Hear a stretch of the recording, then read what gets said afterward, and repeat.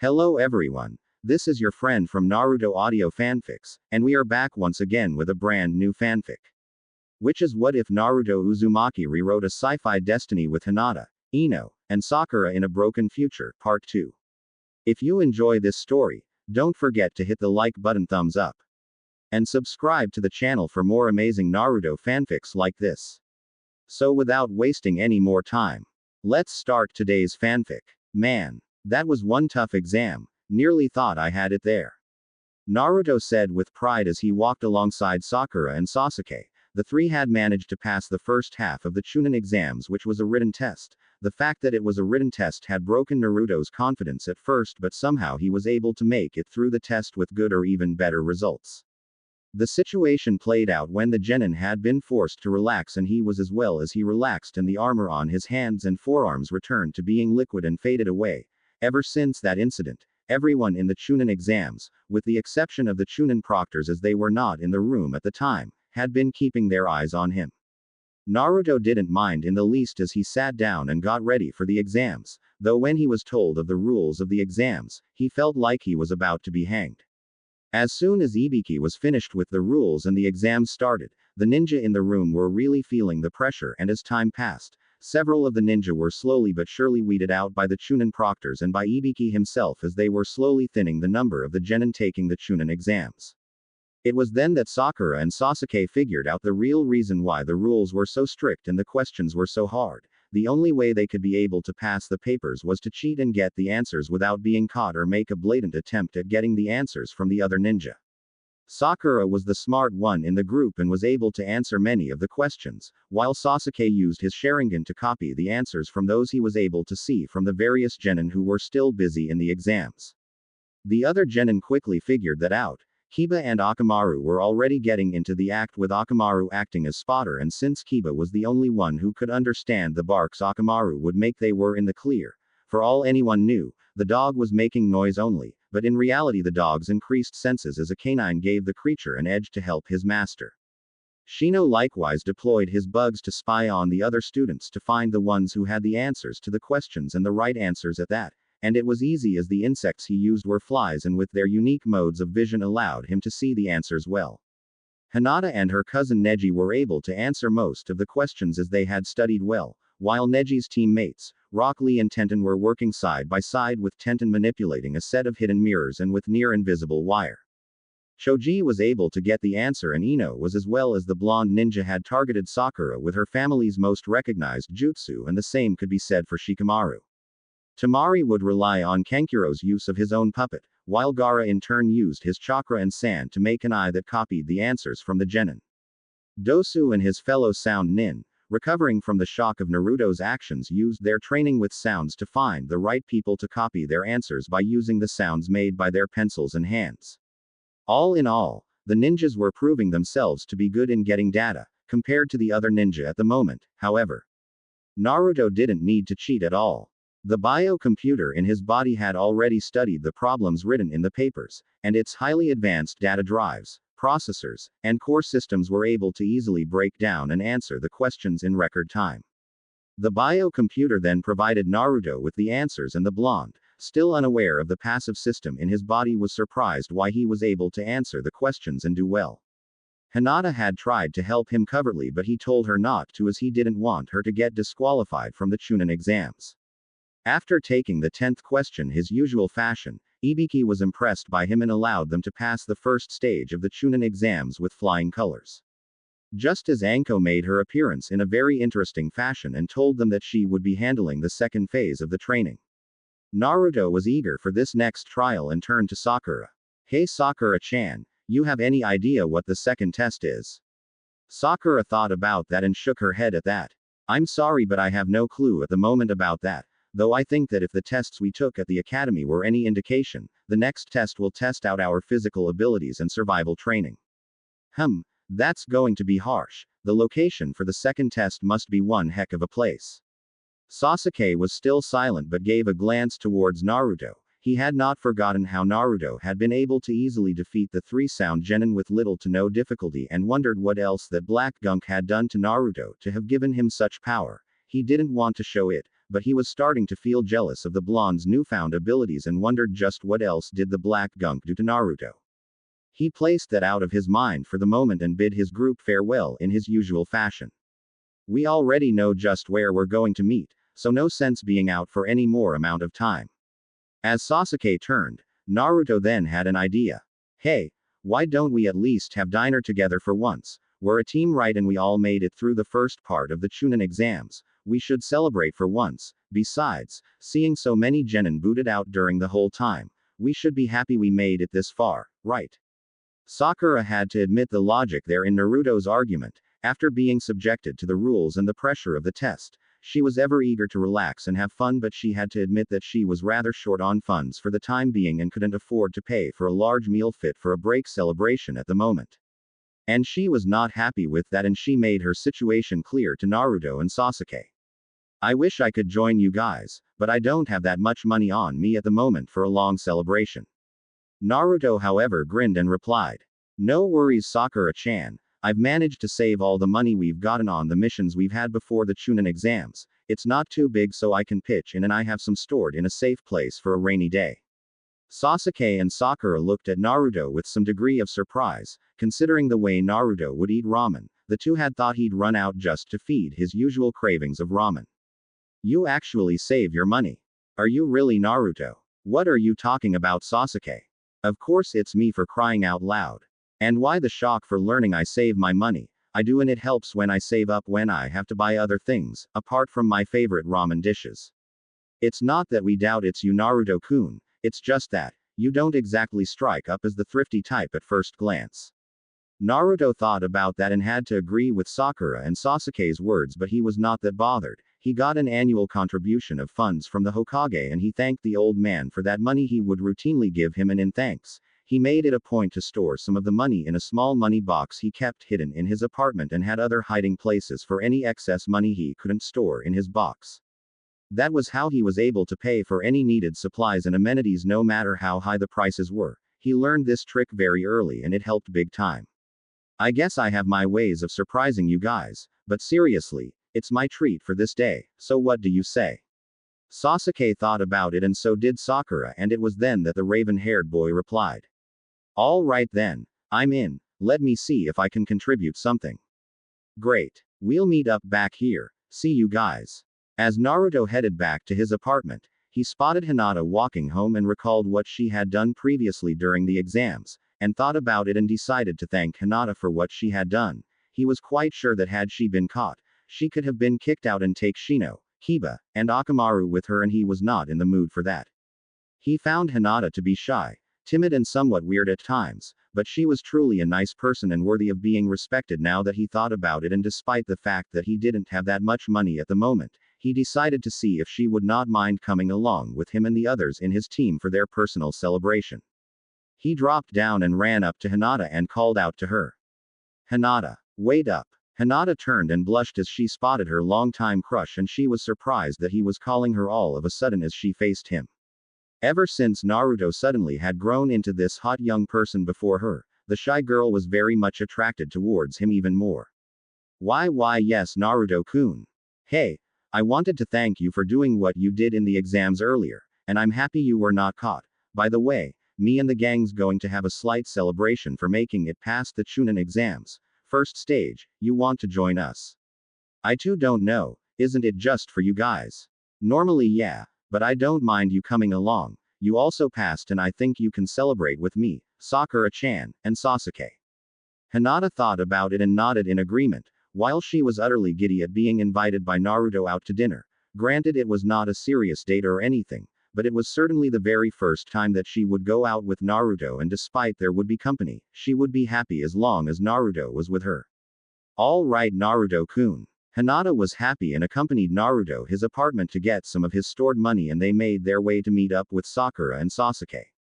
In the meeting hall of the Jonin, Kakashi was sitting down and looking at the window along with Kurenai and Asuma as they awaited the results from Ibiki on how the students had fared in the written exam stage of the Chunin exams. The Jonin in charge of Naruto, Sakura, and Sasuke had no doubts in his mind that the team he led was going to be a firecracker of a team. Sakura, while not as talented as Naruto and Sasuke, possessed a keen mind and intellect, along with excellent chakra control, and she seemed to be the one who kept the peace between the pair. Naruto, with his unyielding determination, guts, and inner strength, was a serious contender, though he wondered how the devices in his body and the Kyuubi would play in this situation. And Sasuke with his Sharingan was another part of the team. He and Naruto, despite their differences, were a good team overall. Kurenai then sighed as she looked at the window. Something up, Kurenai. Nothing, Kakashi. I have no doubts about Kiba, Akamaru, Shino, and Hinata doing well on their own in the exams. It's the second part that's got me a bit worried. Kakashi nodded as he knew just where Anko was going to send the students to, and he knew that it was going to be one heck of a test for the teams. They will be all right. I know for a fact that your team is a full tracker team, and with their abilities, they will do just fine. Kurenai nodded at that, and she then turned to Kakashi. What about your group? Hey, like I told Guy, my team's very unique, they'll do all right. Asuma took a smoke and was next to them and agreed as well. We need to have faith in their respective talents. After all, they were formed because they are able to combine their strengths and offset their respective weak points. It was then that Ibiki arrived with the results of the written exams, and the Jonin looked through the papers before them. Kurenai was happy to see that her team had passed together. No doubt Shino and Kiba had relied on their familiars to help them. With Akamaru helping Kiba, and Shino being supported by the bugs he could communicate with due to his inherent abilities, and Hinata no doubt used her own intellect and Byakugan to help out. Asuma was happy to see that his team also passed, as Shikamaru's true intellect came into play. Ino no doubt used her family's secret jutsu, and Choji would have been supported by Ino. Kakashi was also happy as he saw that Sasuke's paper had good answers and Sakura was also passing due to her own intellect. However, it was then that he noticed the fact that Naruto's test paper was not with them. Where's Naruto's written test results, Ibiki? The special Jonin grinned and handed the sheet to Kakashi, and the Jonin's exposed eye widened at what he was looking at, and for good reason. Naruto had answered all 9 questions perfectly, not a single erasure and more. The Jonin had a sneaking thought that maybe those machines in Naruto had a hand in the sudden boost in his blonde Genin's intellect, and he looked at Ibiki. Are you sure these are Naruto's test results, Ibiki? As sure as I am that my head looks like a mess without this on me. Ibiki replied in answer as he pointed to his bandana, and that allowed Kurenai and Asuma to take Naruto's test results from Kakashi as Ibiki and Kakashi spoke for the time being on the matter at hand. Both Jonin understood each other's shock, as Ibiki had a list of all the current Genin taking the written tests, and he had dug up Naruto's files from the academy, and he had a sneaky feeling that Naruto would fail and drag the other team down with him, but his test results in the Chunin exams flew in the face of the tests and exam results he had in school. Naruto has gotten all the answers in the exams correct, and I had observed him, Kakashi. He didn't cheat at all. He didn't need to. He answered every question flawlessly, and that makes me very curious. Was his exam and test results in the academy genuine? They are genuine, Ibiki. He's been the last and poorest student according to his school records, as far as I know. Then kindly explain to me how the supposedly weakest and poorest student in the academy not only answered every question in the written exams flawlessly, but he had no cheated at all, because as far as I see it, he either has the ability to see the future in advance, or he's a lot smarter than he looks and is a great actor, because if he is, then he pulled a fast one on all of us.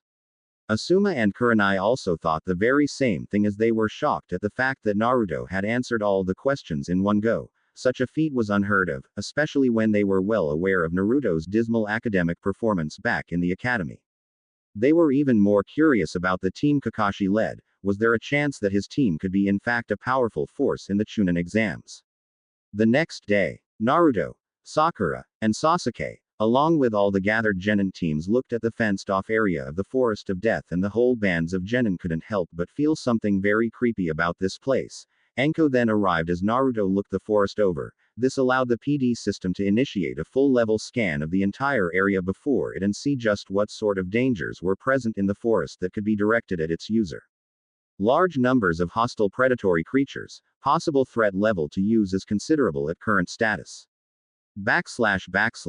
Anko then arrived on the scene, and this time she was early, and she looked at all the students, namely one blonde in particular, as she had been able to see his test results, and like Kakashi, Kurenai, Asuma, and Ibiki, she was familiar with the fact that Naruto was once considered as the worst student in the academy, but the fact that he answered the questions in less than 10 minutes and was relaxing the whole time made her curious on whether Iruka had been lying to them, or Naruto was a lot more promising than he looked. As she finished telling them the rules of the second half of the Chunin exams, which was getting the Heaven and Earth scrolls and those would help them go to the tower that was their destination for the semifinals, to do it in the allotted time frame and to not open either scroll for any reason, she reminded them that since no one knew which team had the other half of the scroll, they would have to fight each other for the scroll or steal it at any cost. They all signed their waivers, and as they were being assigned their scroll, Naruto turned to see Ino and Sakura arguing, and Ino's teammates were also watching the whole exchange. He then turned to see Hinata walking toward him with a shy smile. Yes, Hinata. NN Naruto-kun, I want to wish you luck in the forest, and be careful, okay? Naruto nodded and smiled, making Hinata blush even more as she reached for something. By the way, here. What's this? Naruto asked as he was looking at a cylindrical object that resembled the container for a rolled-up film or a piece of paper. Hinata blushed and she tried to speak, but being this close to her very handsome and well-built crush was making that part of her plan impossible until Kiba and Shino showed up and Kiba replied. It's Hinata's healing ointment, Naruto. Naruto was somewhat surprised. This was the first time someone had given him healing ointment. Back then he would have been wary, as some people had tricked him before and gave him powder that made him itch badly for days and also some sort of oil that attracted mosquitoes, but this was Hinata here, and she was too shy and kind-hearted to do that to anyone. That much he already knew, so to know she wanted him to have healing ointment was nice. Wow, you're giving it me, Hinata. Why yes. Wow, thanks a bunch, Hinata. This can really come in handy. I got to go, and good luck to you and the others, okay? Naruto took the ointment and shook Hinata's hands, making the raven-haired white-eyed girl blush bright red as she looked at her crush moving back to join his team. Kiba and Akamaru looked at Hinata and the young Inuzuka smiled. Wow, you didn't faint this time, Hinata. Kiba-kun. Please stop that. Kiba grinned and Akamaru barked in amusement while Shino merely looked on. As soon as the bell rang for the Chunin exams to begin, they and all the other teams darted into the forest as the time started, and Anko grinned as she heard some screaming at the moment and spoke to herself. I guess the games and fun are on. It had been only half a day into the test when Team 7 was looking for both their way to the tower and locate a scroll for their own when the forest came at them with several exploding kunai that separated Naruto from the others. Naruto barely had time as he was suddenly surrounded by a pair of massive snakes. Meanwhile, Sasuke and Sakura were now facing a stranger. The Persona Drive decided that now was the time to unleash the armor to defend its master. Threat level is considerable, armor activation at full. It was then that Naruto was surrounded by a massive glow of chakra, and in a moment the two snakes charged right at the glowing figure, and then if one looked closely, dark black liquid flowed out of Naruto's skin and began to cover him. And one would see Naruto's glowing eyes as the black liquid covered him in a full body suit of black liquid.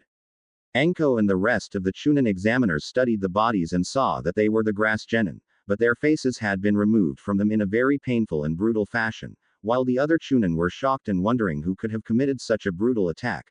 The special Jonin knew full well who was the one responsible for this incident and knew that he was back, Orochimaru, her former sensei and one of the Sannin, a former student of their Hokage and one of the worst criminals that came from their village and a traitor to boot.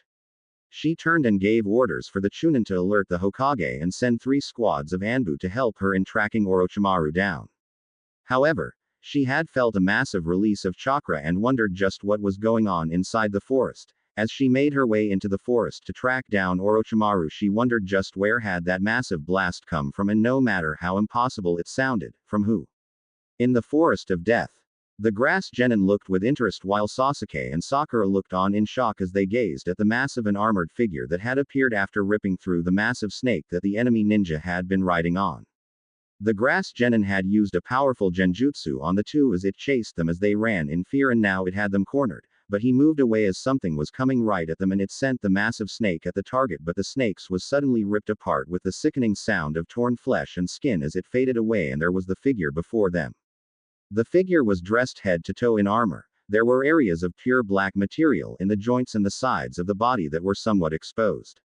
The forearm gauntlets that the two genin recognized as the same Naruto had on back in the Chunin exams were there at the moment, and the hands were once more in their full armor setting, and the upper arms were protected by sections armor that had the same black, white, and red color scheme, and the armor on the shoulders resembled something out of a fantasy armor set but moved smoothly and was smaller in size, but very dense. The chest was protected by a figure hugging that was white and red with black streaks on the rims and mixed with gold. The armor covered the chest gracefully, mimicking the human form at its finest, and the armor was thicker and slimmer, making it highly durable, and there was the symbol of Konoha in the chest in deep blue light. On the back were 3 nacellas. 2 of them were aiming at an angle and on aimed downward, and there was some sort of glowing circle on the back. The stomach was protected by a series of plates that were shaped in the same was the abdominal muscles were, and the plates were pure white edged with red that contrasted with the flexible but highly resilient black inner armor suit. The hips were also protected by some form of armor that had flowing thigh armor and covered the rear and crotch well but did not restrict movement at all. The thighs themselves were covered in pure white and red armor that ended near the knees, and the shins were guarded by greaves that were white and red as well, and the feet were covered in boots that were smooth and well formed.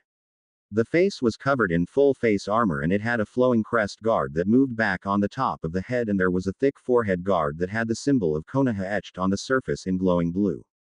The face resembled a classic ninja with slightly thicker cheek guards. There were 3 curving horn-like antennae on the sides of the cheek guards and a visor that glowed blue faintly, and there were 2 glowing eyes in deep blue. Think a fusion of Technoman Blade's armor and that of a Toha's Kara's form, the same kind of armor design of a Technoman, but is slimmer and less bulky, looking like the armor of a Kara's. The perfect balance of power, protection, speed, agility, firepower, and more. The grass ninja looked on and spoke earnestly. Who are you? The armored figure turned and spoke in a tone that was human though somewhat mechanical. I should be asking you the very same question. Who are you and what have you done to Sasuke and Sakura-chan? Answer me. Sasuke and Sakura quickly recognized the armored figure as they heard the voice, despite how odd it sounded to them at the moment.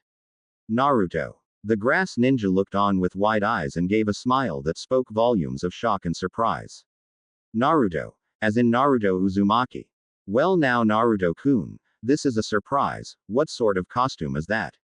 You know who I am, you snake summoning freak.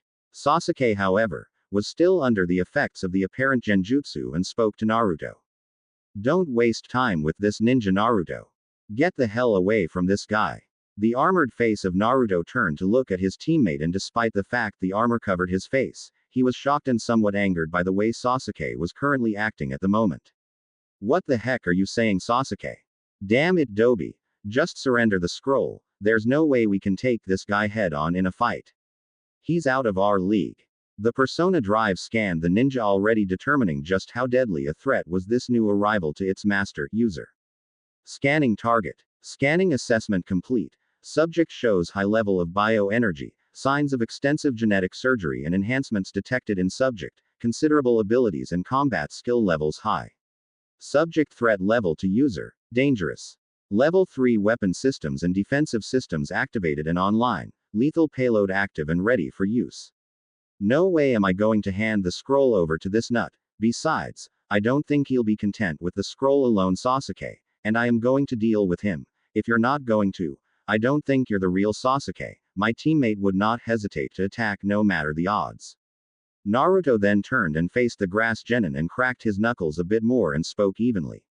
I can bet that snake that tried to make me into its meal earlier was your pet, and you are after more than the scroll. If you really wanted the scroll, you could have already taken it from my team and left, but after what I've seen, you're here for another reason, and I can bet you're not a real grass ninja. Oh, I can tell that you're not a normal ninja. I don't know who you are, or what you've done to my teammates, but I am going to make sure that you pay dearly for it.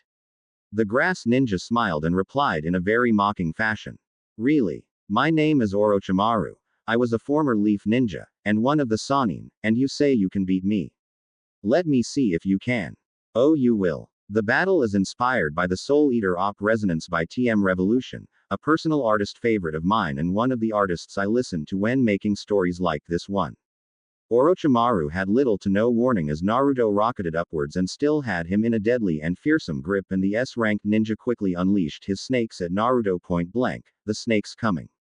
Out of his mouth caught Naruto off guard for a second and released his grip on the former leaf ninja. Orochimaru then attacked as he landed on a nearby branch with his fist. The blow struck Naruto's armor on the face, but the blow, while could have sent a normal foe flying, barely made Naruto's own face move as Naruto retaliated with a powerful punch of his own, that sent Orochimaru flying and he slammed hard into a tree and barely recovered as Naruto punched at him once more.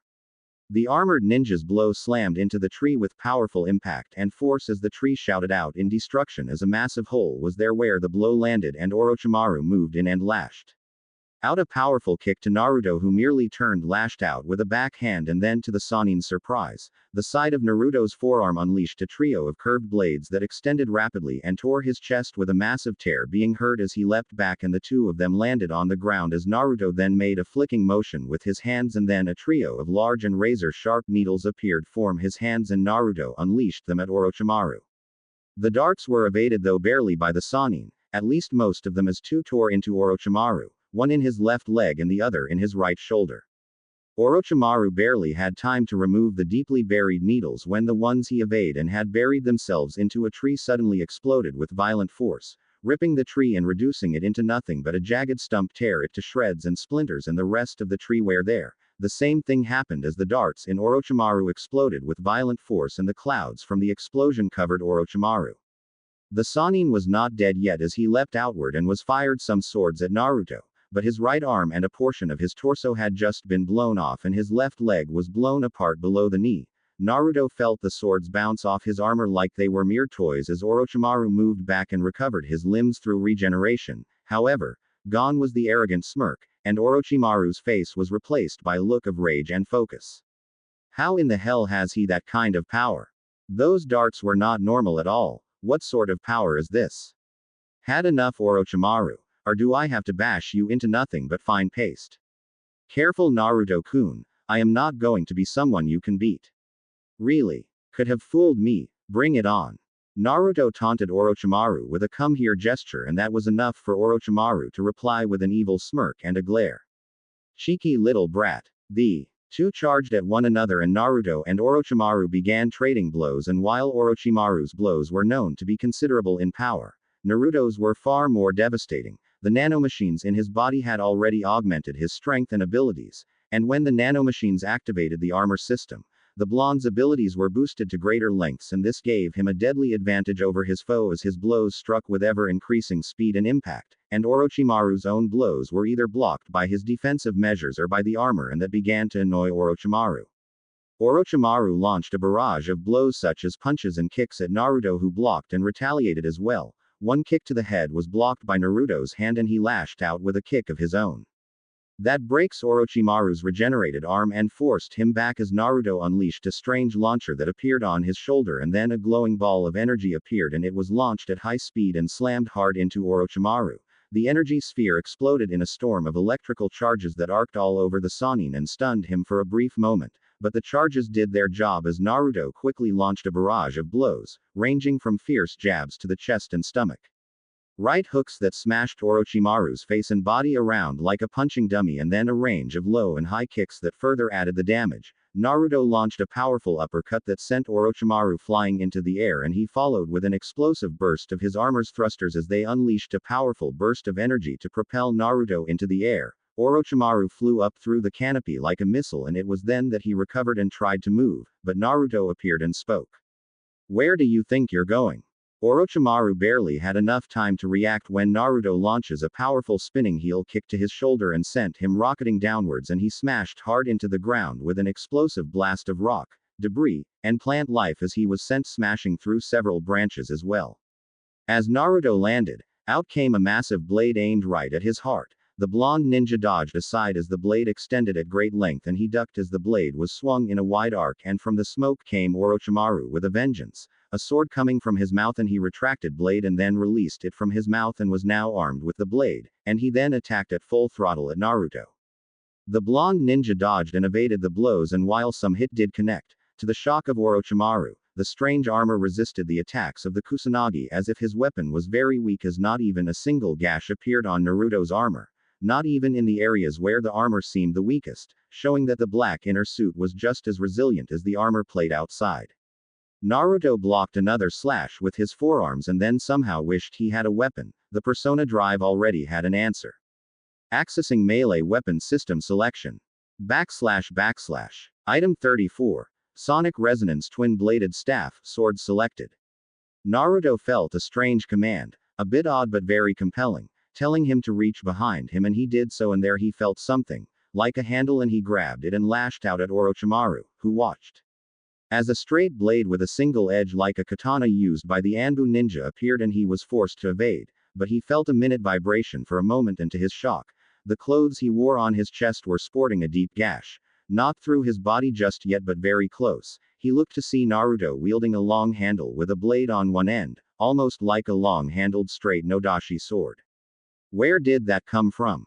Naruto himself thought the same thing, but quickly guessed that the black gunk also came with this weapon system, and in his helmet he was grinning and he got ready to fight. It was then that another blade seemingly appeared from the other end of the handle and had its edge reversed, making it appear like a double-bladed staff, and Naruto was enjoying this immensely, and he held the staff in the middle to his back and taunted Orochimaru to attack him with a come here gesture.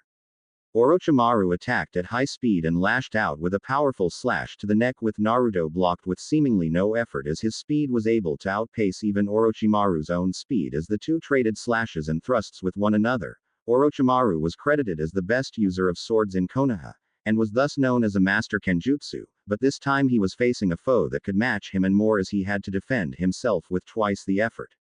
As the double-bladed staff allowed Naruto to attack him in angles that truly tested his abilities in defense, as Naruto's slashes and stabs were moving at a rapid pace as he was attacking Orochimaru at the aids, and the angles and from above and underneath. Add to that was the fact that Naruto's strength and speed was increasing, allowing his attacks to move with blinding speed and strike with massive power as the two moved back and forth. The greater danger was the fact that the strange blades seemed to hum and vibrate in a very odd and nearly impossible to see fashion, but instead of being foolish, the Sannin and S-ranked criminal was very wary, as he found out that even a tiny nick from the blades could result in gaping wounds, as he had a large number of such wounds on his body, from light grazes from either of the blades. That is a very unique weapon. Somehow even a tiny cut and be horrendous, the vibrations that are on it, no matter how minute, must increase the weapon's cutting power to higher levels, and what's more shocking is the fact that even my sword can't match it. It was true, as Orochimaru could see that his blade was not even denting the weapon Naruto possessed at the moment, and no matter how hard he attacked, Naruto either blocked or evaded the blows easily, making the snake Sannin wonder if this was really the class clown he had heard so much about. This power certainly not from the boy's demon resident. Orochimaru had no time to think about it, as Naruto leapt upward and with a downward slash that he evaded, cut a nearby boulder in half, and with one swing, the weapon of the blonde ninja tore a clean gash on the stone and cut it and the tree next to it in half as he turned and faced him. Sasuke and Sakura were stunned at how powerful Naruto had somehow become at this very moment. They all knew who Orochimaru was, an S-ranked ninja criminal who had done horrific experiments on his fellow villagers years before and had been banished and was to be dealt with. However, he was too powerful a ninja to take on alone, and even the best ninja today were rumored not to come close to even giving Orochimaru a challenge, but here was Naruto in a suit of fantastic-looking armor and armed with an array of totally alien weapons and beating Orochimaru severely. Where did he get that much power? Naruto-kun. Naruto then pulled on the handle of his weapon and the weapon split in the middle of the handle, and Naruto was now armed with two swords, and Naruto attacked once more, throwing slash and thrust combinations at Orochimaru, and this was making Orochimaru's attempts at defense even more difficult, as the blonde ninja now had two blades to attack with and both could switch their attacking moves quite easily. And Orochimaru suffered a deadly attack as Naruto lashed out with a quick move and sliced off Orochimaru's arm, and then he lashed out with a powerful slash that cut Orochimaru in half, and the man was sent flying by the blow. But then snakes erupted from the lower and upper body, and Naruto was attacked by Orochimaru with more snakes from his arm as he tried to reconnect his body, but the snakes, who had unleashed swords from their mouths, were blown away by Naruto's attacks as he shredded them without any worry. And he charged right at Orochimaru as he reconnected his upper body with his lower half. Don't think you can relax yet, Orochimaru. Naruto then had two launchers appear on his shoulders, and it unleashed a powerful barrage of the same armor-piercing high-explosive needles at Orochimaru, and he was able to flip away, but the explosions were deafening as he was blinded by the flash and the smoke and dust. Naruto rocketed out from the smoke and slammed into Orochimaru with a vicious clothesline, and that sent the snake-summoning ninja smashing through trees. And as Naruto moved with him, the blonde was using his armor's thrusters as he took Orochimaru for a ride, and they smashed through trees and even large boulders like a comet. And when Naruto lifted up to the air and out of the forest of death's canopy, he pushed Orochimaru off. As the snake summoner looked, Naruto slashed downward and severed both arms with a clean dual downward slash. As they landed back in the canopy, Orochimaru tried to hide as he had to heal, but the wounds were becoming fatal, and for the first time in his life, Orochimaru was afraid. Come out, Orochimaru. Naruto looked as the Persona Drive decided to activate its X-ray scanning system, as it had attuned itself to locate Orochimaru, and Naruto was briefly stunned when his vision glowed grayish for a brief second. X-ray scanner mode active. Naruto grinned as he spotted Orochimaru a fair distance from him, and he shouted, "I see you." In a moment Naruto was about to attack when the Person Drive system decided to make it easier to kill the target, as sections of Naruto's armor began to open to reveal glowing areas. The glowing orbs then flared as the PD system activated yet another powerful weapon in the arsenal to kill the target known as Orochimaru. Naruto watched as a strange symbol that resembled a triangle with 3 lines intersecting to lock on Orochimaru. Seeker beam cannon banks primed and ready, firing. In a moment, 28 glowing blue beams of destructive energy lanced out from the weapon banks, and Orochimaru had enough time to run as he moved through the forest in an attempt to escape from the powerful and alien barrage. But to his shock, the beams were able to make sharp and graceful turns and arcs as he tried to evade them. Whoa, this is so freaking cool. This black gunk in me and the armor beats the Sharingan any day. Naruto thought as he watched the beams pursue Orochimaru, and he powered up to chase his foe all throughout the forest. These strange beams, they seem to be able to track me no matter where I go. How can that brat have this kind of power? Orochimaru barely had time to think as he tried his very best to evade the beams tracking him, but they were unrelenting in their tracking of the snake-summoning ninja. It had come to a point that Orochimaru had to ditch his own body.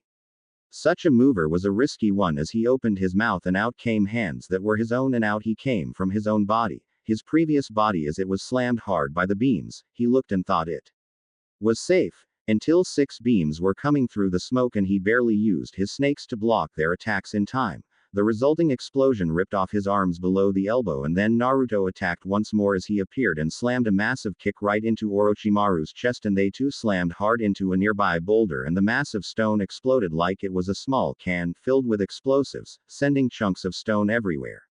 Sakura and Sasuke had recovered enough and had been following the duo as they tore apart the forest of death like 2 fighting ravenous alpha wolves. After a meal, the 2 watched the carnage unleashed by their armored teammate, and from the ashes, Naruto appeared and quickly recombined his swords to their normal staff formation, and the blades retracted and he placed the handle back and it was absorbed back into the armor, and with one hand, he lifted the battered and ruined body of Orochimaru and snarled, "Now you are going to get your guts rearranged."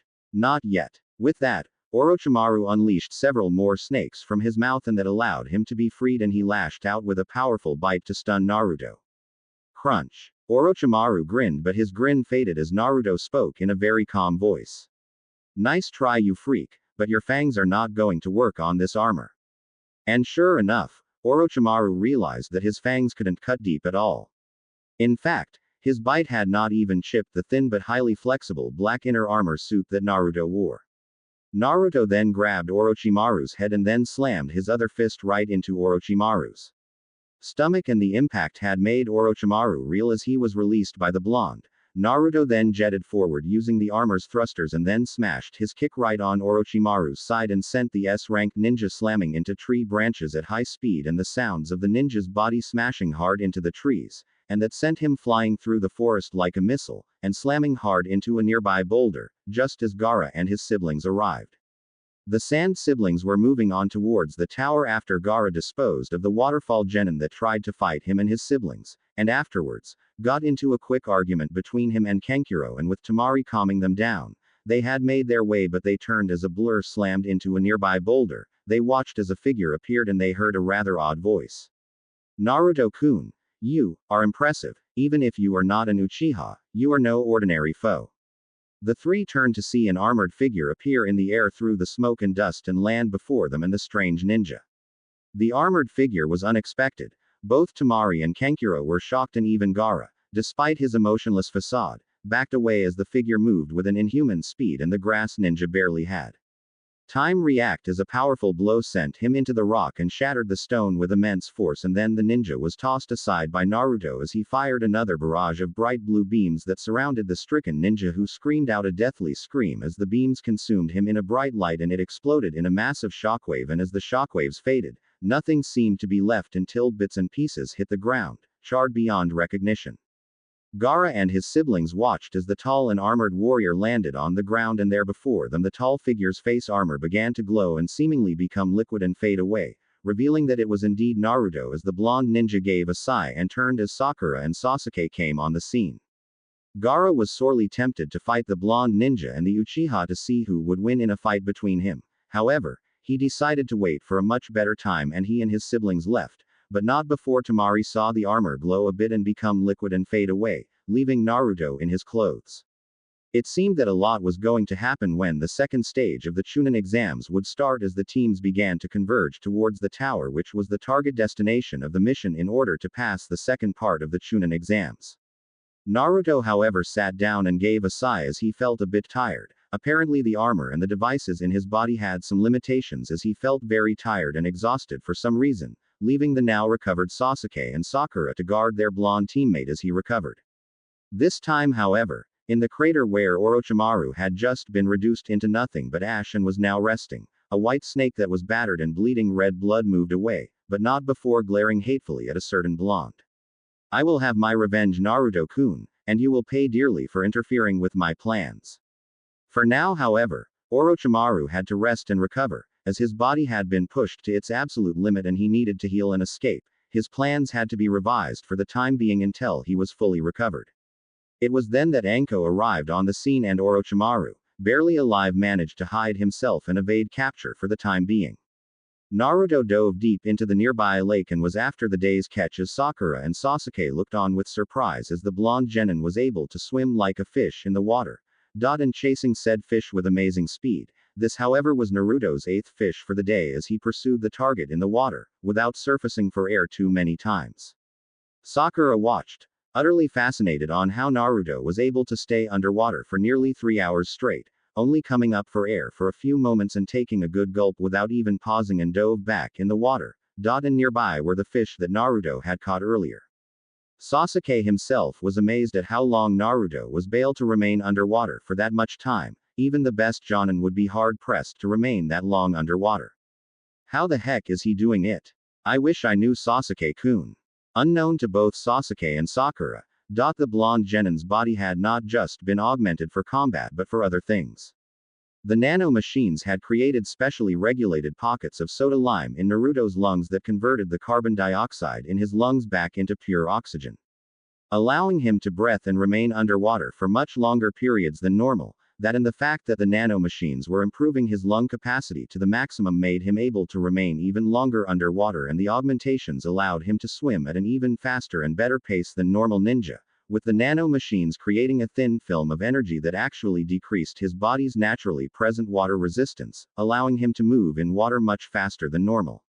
Naruto darted after the fish and finally caught it and rose up to the water with the speed of a bullet fired from a gun, and literally leapt out of the water like a dolphin and landed gracefully on the ground and held his latest catch. All right, time to eat. Naruto was eating the well-cooked fish with gusto as he and his team were near the lake at the moment as the day wore on. It had been at least a day or so after the encounter with Orochimaru and how Naruto had nearly destroyed him in battle. The arrival of Anko and several Anbu was enough to make things rather exciting. After the Anbu left the area as well as Anko, she turned and gave Naruto a warm smile and left with the others, allowing the team to go on with their trip to the Hokage Tower. It had been a rather interesting for the Jonin to see the battle between Orochimaru and Naruto, and she had a feeling that her report on the matter to the members of the Konoha Council. As Sasuke ate the food silently, he couldn't help but stare at Naruto and try to figure out what had happened before him at that moment. And truth be told, he had to admit that Naruto's abilities were more than enough to dwarf even his Sharingan, and he was feeling something towards Naruto at the moment that startled even him at the moment: jealousy. Naruto, however, was blissfully focused on filling his stomach than thinking about what was going on in the mind of his companion and finished the fish that he was eating at the moment, and then he relaxed and thought about what they were going to do next. They still had their scroll but still lacked the other scroll in order to make it to the tower. Guys, do you think we can find another team to steal a scroll from? Maybe Naruto-kun. But it's been 2 days and we have to yet run into another team from any of the other villages at the moment. Maybe you should just transform and go out and find one team. Considering your new abilities, Naruto, you'd have no problem. Naruto, however, replied to Sasuke. It's not that simple, you know. I get the feeling that armor only comes out if I am in danger. Really? How can you be so sure about that, Naruto-kun? Naruto then turned to Sakura and shook his head somewhat as he had no idea why he knew that, but he did. I can't really be sure. But the armor only activated when I was under attack, and the only time the full armor came out was when I was in real danger. I guess the black gunk will only activate the full armor if it senses that the danger to me is great enough for it to activate the armor system. So you're saying to us right now is that the armor inside you is actually alive and intelligent? I guess. I mean, when those sound genin attacked me and Kabuto, there were only the hand and forearm armor, but when I was facing a large number of snakes that lived here in the forest and then facing Orochimaru, the armor came out in full, and the weapons were certainly a lot more numerous and lethal at the moment, so I think that the black gunk that makes the armor decides to activate when the danger is great. So it's like a symbiotic creature, and it protects you in exchange for living inside your body. I guess that explains it. What? I studied that in my biology classes, Sasuke-kun. A symbiotic creature is something that gains something from its host, like food or shelter. In exchange, it helps out in giving the same equal care to its host. I think that the black gunk is shielding Naruto because Naruto is the host and would only react if Naruto is in great danger. Are you sure about that, Sakura? It does make sense. It's inside Naruto and relies on Naruto to provide it a place to stay in power. And therefore to keep Naruto safe, it would defend Naruto from threats that it thinks Naruto can't handle alone. Naruto was awed at the information that Sakura was saying to them at the moment, and he wondered if there was a chance that he could actually speak to the black gunk. If it was able to determine how much it would activate itself to defend him from incoming threat, then maybe he could learn more about it from itself. But how does one talk to something inside himself? Sasuke sighed and he got up and spoke. I'll see you two later. Where are you going, Sasuke? You know, separating from the group is not a good idea at the moment. Don't worry about me, Dobi. I just need to take care of some business. Oh. All right then. As Sasuke left the scene, this allowed Sakura to look at Naruto as he polished off the last of the fish meat that was on the fish he was still eating at the moment, and she couldn't help but admire how much Naruto had grown due to the black gunk and the devices that were inside of him. She couldn't help but recall how she and Sasuke had been halted by Orochimaru using that violent and brutal genjutsu. If Naruto had not arrived when he did at that time, they would have been in great danger and more. Sakura-chan, are you all right? Sakura heard Naruto's voice at that moment and she couldn't help but blush a bit as she knew how attractive Naruto was at the moment as she had looked at him. Oh, nothing, by the way. Naruto-kun. Yes. I want to thank you for being there for me and Sasuke. If you hadn't come along, who knew what would have happened at that moment and time? Hey. You and Sasuke are my teammates. It's only natural I would be there to help you when you were in danger at the moment. I guess. But either way, thanks. It was then that they heard someone coming and all three of them turned to face the incoming threat, and they were surprised to see none other than Kabuto-san. What are you doing here? Kabuto greeted the two and smiled. Sorry about suddenly appearing like this. I was in the area and I was kind of hungry and decided to investigate. I was thinking I was walking into a trap, but instead I find you guys. Pretty good fortune to me. You mind? Naruto shook his head. Not at all. Here, there's plenty of food here, but before we do that. Kabuto, however, already knew what Naruto was about to say and revealed two scrolls. One was the Heaven Scroll, and the other was the Earth Scroll. This was enough to show to both Naruto and Sakura that there was no need to attack Kabuto. And the glasses-wearing genin replied to their looks with a smile of his own.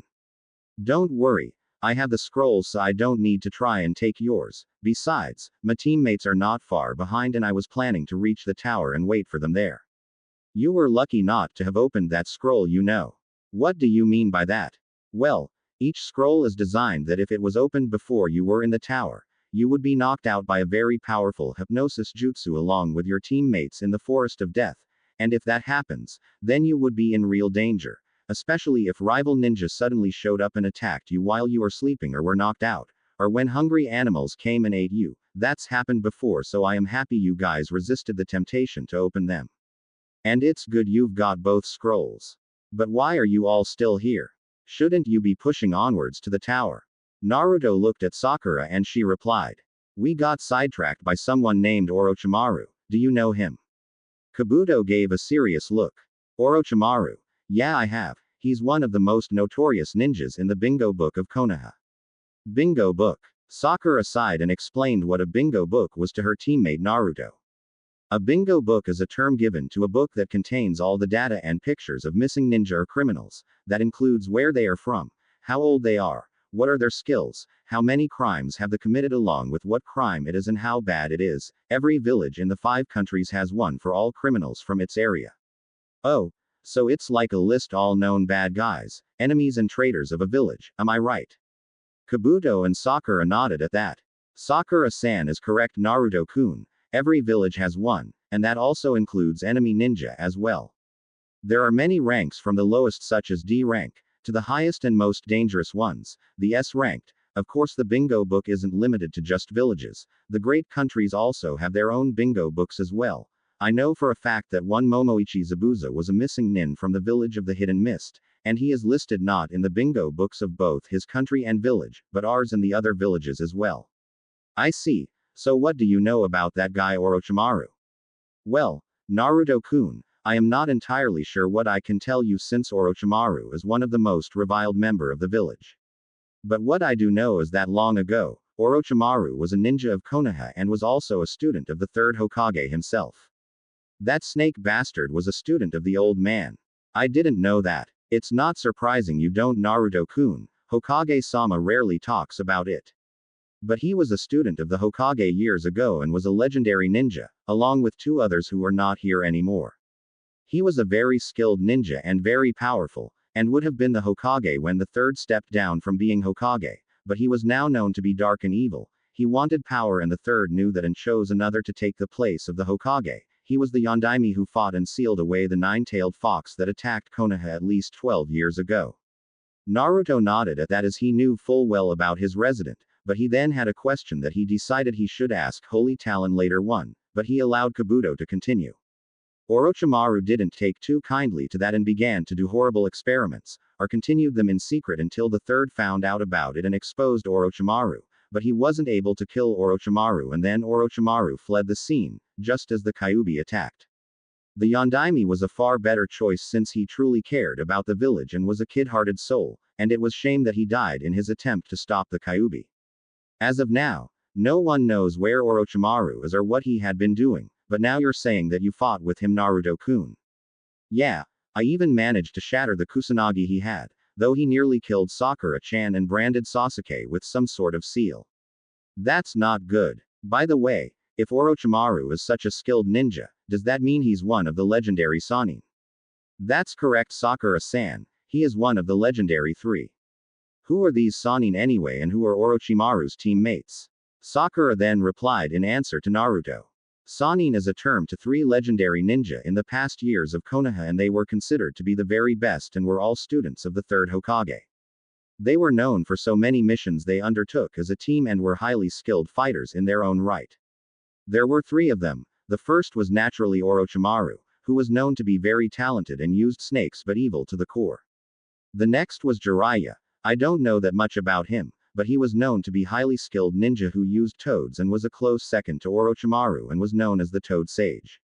The last was someone named Tsunade, a very skilled kunoichi and was known for her high level of skill in medical jutsu, her immense strength, her use of slug summons, and well, her high temper. She is supposed to be the daughter of one of the Hokage, though which one I have no idea. Wow, I was right, say you were the smartest among us, Sakura-chan. You really know a lot about the things I don't. Sakura smiled at that and replied. Well, you would be too if you read those books more often. I guess. So how's the food, Kabuto-san? The ninja replied as he took in the meat from the rabbits and smiled. Pretty good meat here. You really should learn how to cook more so you could make really nice food, Naruto-kun. Kabuto stopped talking and quickly moved away as a kunai buried itself in the area where he was. Both Sakura and Naruto reacted and took out their weapons, but stopped midway as they spotted the thrower of the kunai to be none other than their own teammate Sasuke Uchiha and not any of the other teams or that snake bastard. Naruto looked at his teammate with surprise and made his surprise very clear to Sasuke. Sasuke, what's gotten into you attacking Kabuto like that? How can we be sure he's not an enemy? For all we know, he might be lying about having both scrolls and came here to take us out. Kabuto replied as he showed his own scrolls. I already have my team's scrolls, so there's no need for me to steal yours, you know, Sasuke-kun. Besides, I am not here to fight. I came here to grab a bite to eat and your teammates were kind enough to let me have a meal. I want to challenge you to a fight, right here and right now. Sakura and Naruto looked at Sasuke if he had lost his mind. Kabuto already made it clear that he was not there to steal their scrolls from them, so why the heck was he asking for one? Sasuke, knock it off already. There's no need for a fight. He's got his scrolls, and we've got ours. What's the point of having one too many? Naruto-kun does have a point. We don't need too many scrolls right now and he is not here to fight us. Shut up. That's not the point, Sakura. Sasuke-kun. We need to make sure that he's not going to attack us, even if he does have the heaven and earth scrolls, and so do we. How can we be sure he might very well take ours while he's at it? There might be too many scrolls, but he might get them to use as bargaining chips for other teams, or if he gets into a bind during the fight, we have to win and we have to keep our chances of winning alive. So we cannot afford to be careless, even if he is a genin from Konoha, the same as us. This a serious test here. Kabuto grinned at that and replied. You're lying. You know, for all your tough talk, Sasuke, you don't have your heart into attacking me. What makes you so sure about that? For one thing, if you really believe that winning is everything, then why did you issue a challenge to me to get me ready for a fight? It would have been far more effective to catch me off guard and take my scrolls from me then, so I rather doubt that you're serious about attacking me. After all, stealth, surprise, trickery, and subtlety are ninja techniques after all. But I actually admire you for it. In fact, I'll help you make your way to the tower, but we have to hurry and finish up. That cooking fire is no doubt attracting every predator in the forest, and no doubt, competition as well. Naruto, however, smiled at that and replied, I can help with that. As the four-man group moved out, they were able to spot the tower, and that was then that the Persona Drive took over as it sensed something in the air. Warning. Unknown energy signature detected. Scanning. Threat to host detected. Initialize weapon and armor out load at level 1.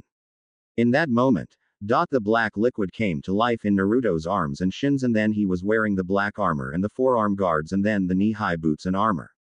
That was enough to halt the entire team, as the other three were not expecting that the armor would activate in that moment. Kabuto was surprised at this and he couldn't help but recognize the armor that Naruto had at the moment on him.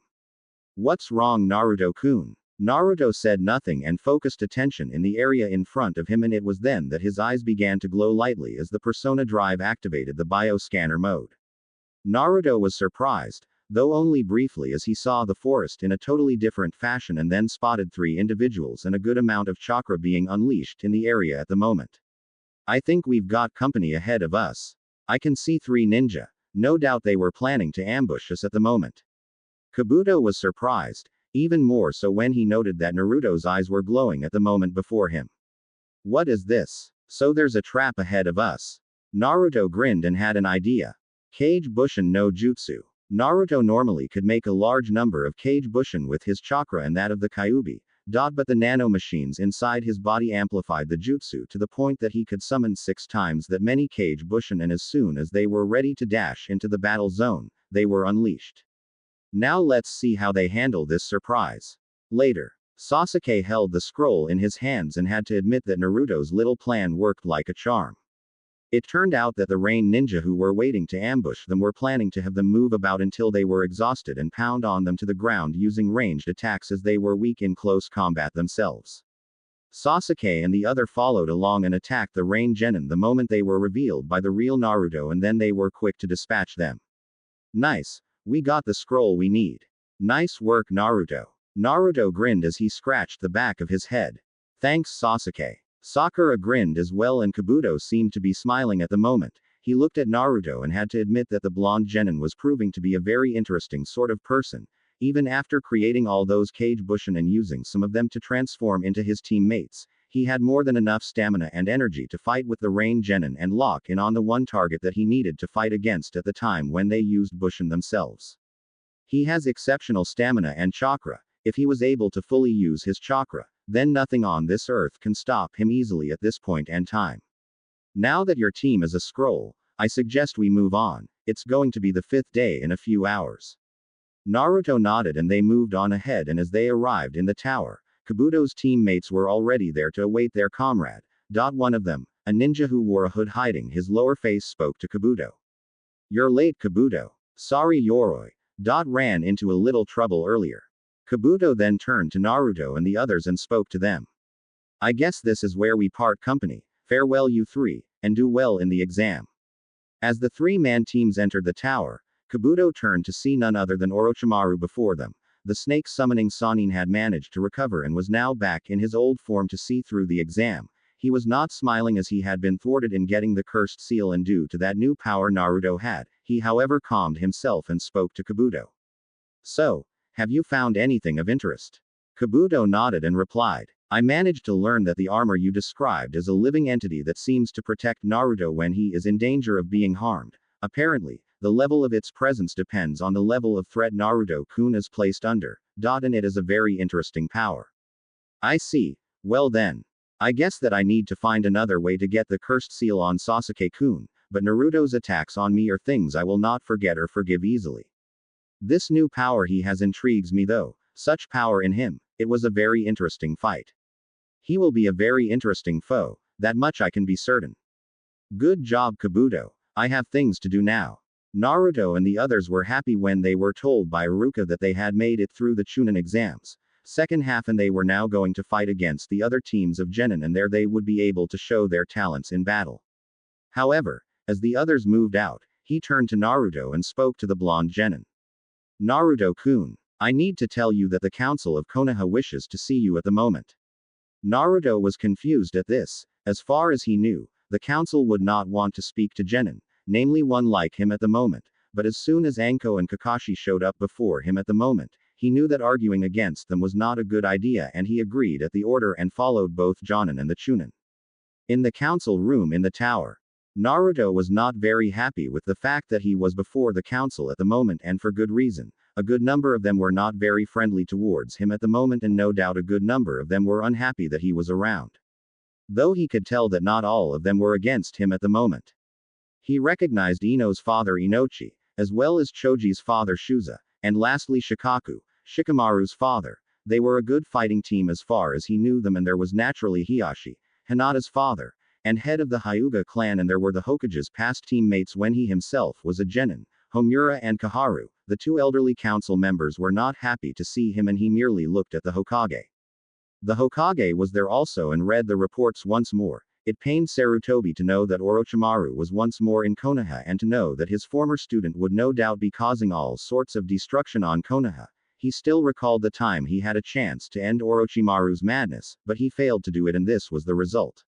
However, the report Anko gave him about the battle in the forest and the recovered remains of Orochimaru were uplifting. He had no doubt in his mind that Orochimaru would be still alive somewhere in Konoha and planning something dire for the village, but to hear how the battle turned to Naruto's favor made him very interested. I called this meeting to order due to the news that my former student, Orochimaru, was found out to be here once more in Konoha. I see, but Hokage-sama, why is Naruto Uzumaki here? The glares directed at Naruto didn't faze him too much as he clenched his fist at the moment, as the council were divided in their opinions of Naruto at the moment. One part disliked him, others were neutral, and a small percentage were a lot more forgiving and sympathetic to the situation Naruto was in at the moment. Anko was on her way to engage Orochimaru, and it seemed that he was after Naruto, Sasuke Uchiha and Sakura Haruno, but it seemed that Naruto had fought with Orochimaru by himself, and managed to nearly kill Orochimaru in single combat. The council erupted quickly at the news of Orochimaru coming close to being killed by a Genin, Such news was unheard of at the moment, as they knew that Orochimaru was a Sannin and therefore a cage-level ninja. To hear that he had been bested and nearly killed by a genin, and by Naruto no less, was shocking. Sarutobi couldn't help himself but smirk and decided to talk to Naruto. Naruto-kun, I would like to hear this report from your perspective. What happened between you and Orochimaru?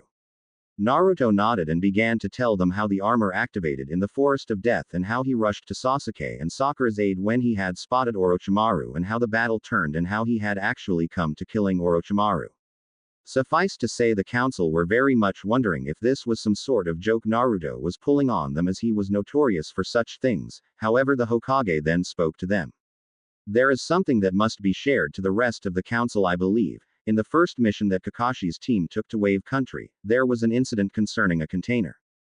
Container. Sarutobi produced the same container that had held the black liquid that had melded with Naruto and placed it before the council. This container contained some form of living organism that somehow melded with Naruto. The council gasped, and so did Anko. She had not heard of this herself at the moment.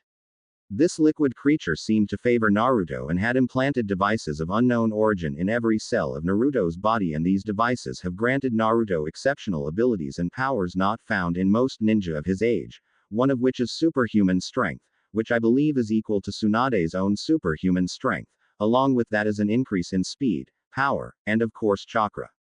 When we took a blood sample from Naruto, the blood cells in his body were infused by these devices that have granted Naruto small but powerful reserves of chakra, and this has allowed Naruto to have nearly 1,000 times more chakra than a normal ninja can have at the moment. Thus Naruto has more than enough chakra to outmatch every jonin here in the village.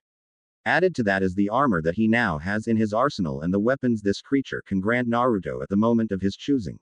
And the fact that the Kusanagi of Orochimaru couldn't even scratch the armor proves that it is more than able to defend Naruto. Of course, I was told of the incident in the classroom when the sound genin attacked Naruto. Very impressive, by the way, Naruto. The other council members were all looking at Naruto at the moment and were very shocked by the news that was being given to them concerning the vast changes that Naruto had undergone through that creature. It was hard enough to know that Naruto was the Kyuubi's container at the moment, but to know that even without the Kyuubi's chakra, he was more than a match for Orochimaru was something they were not all that comfortable with at the moment. Homura then spoke to the rest of the council. We need to place the topic of Naruto's newfound powers aside. The fact that Orochimaru is here in the village at this point and time is something that we all must discuss. It is not to be doubted that he has dark intentions towards Konoha, but why was it he was stalking Naruto's team? What was his reason for chasing after the team of Kakashi?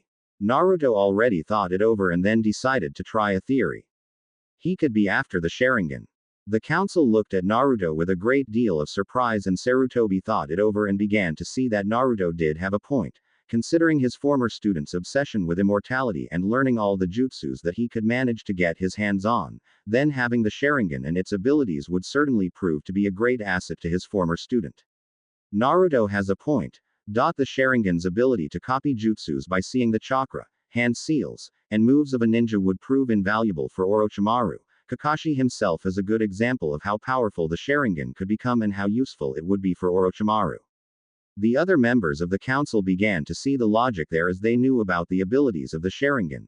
There were some more deliberations before the council decided to prepare for the possible attacks Orochimaru might decide to unleash on the village while he was around. There was a chance after all that Orochimaru might have escaped Naruto, as the Sannin would have made some plans.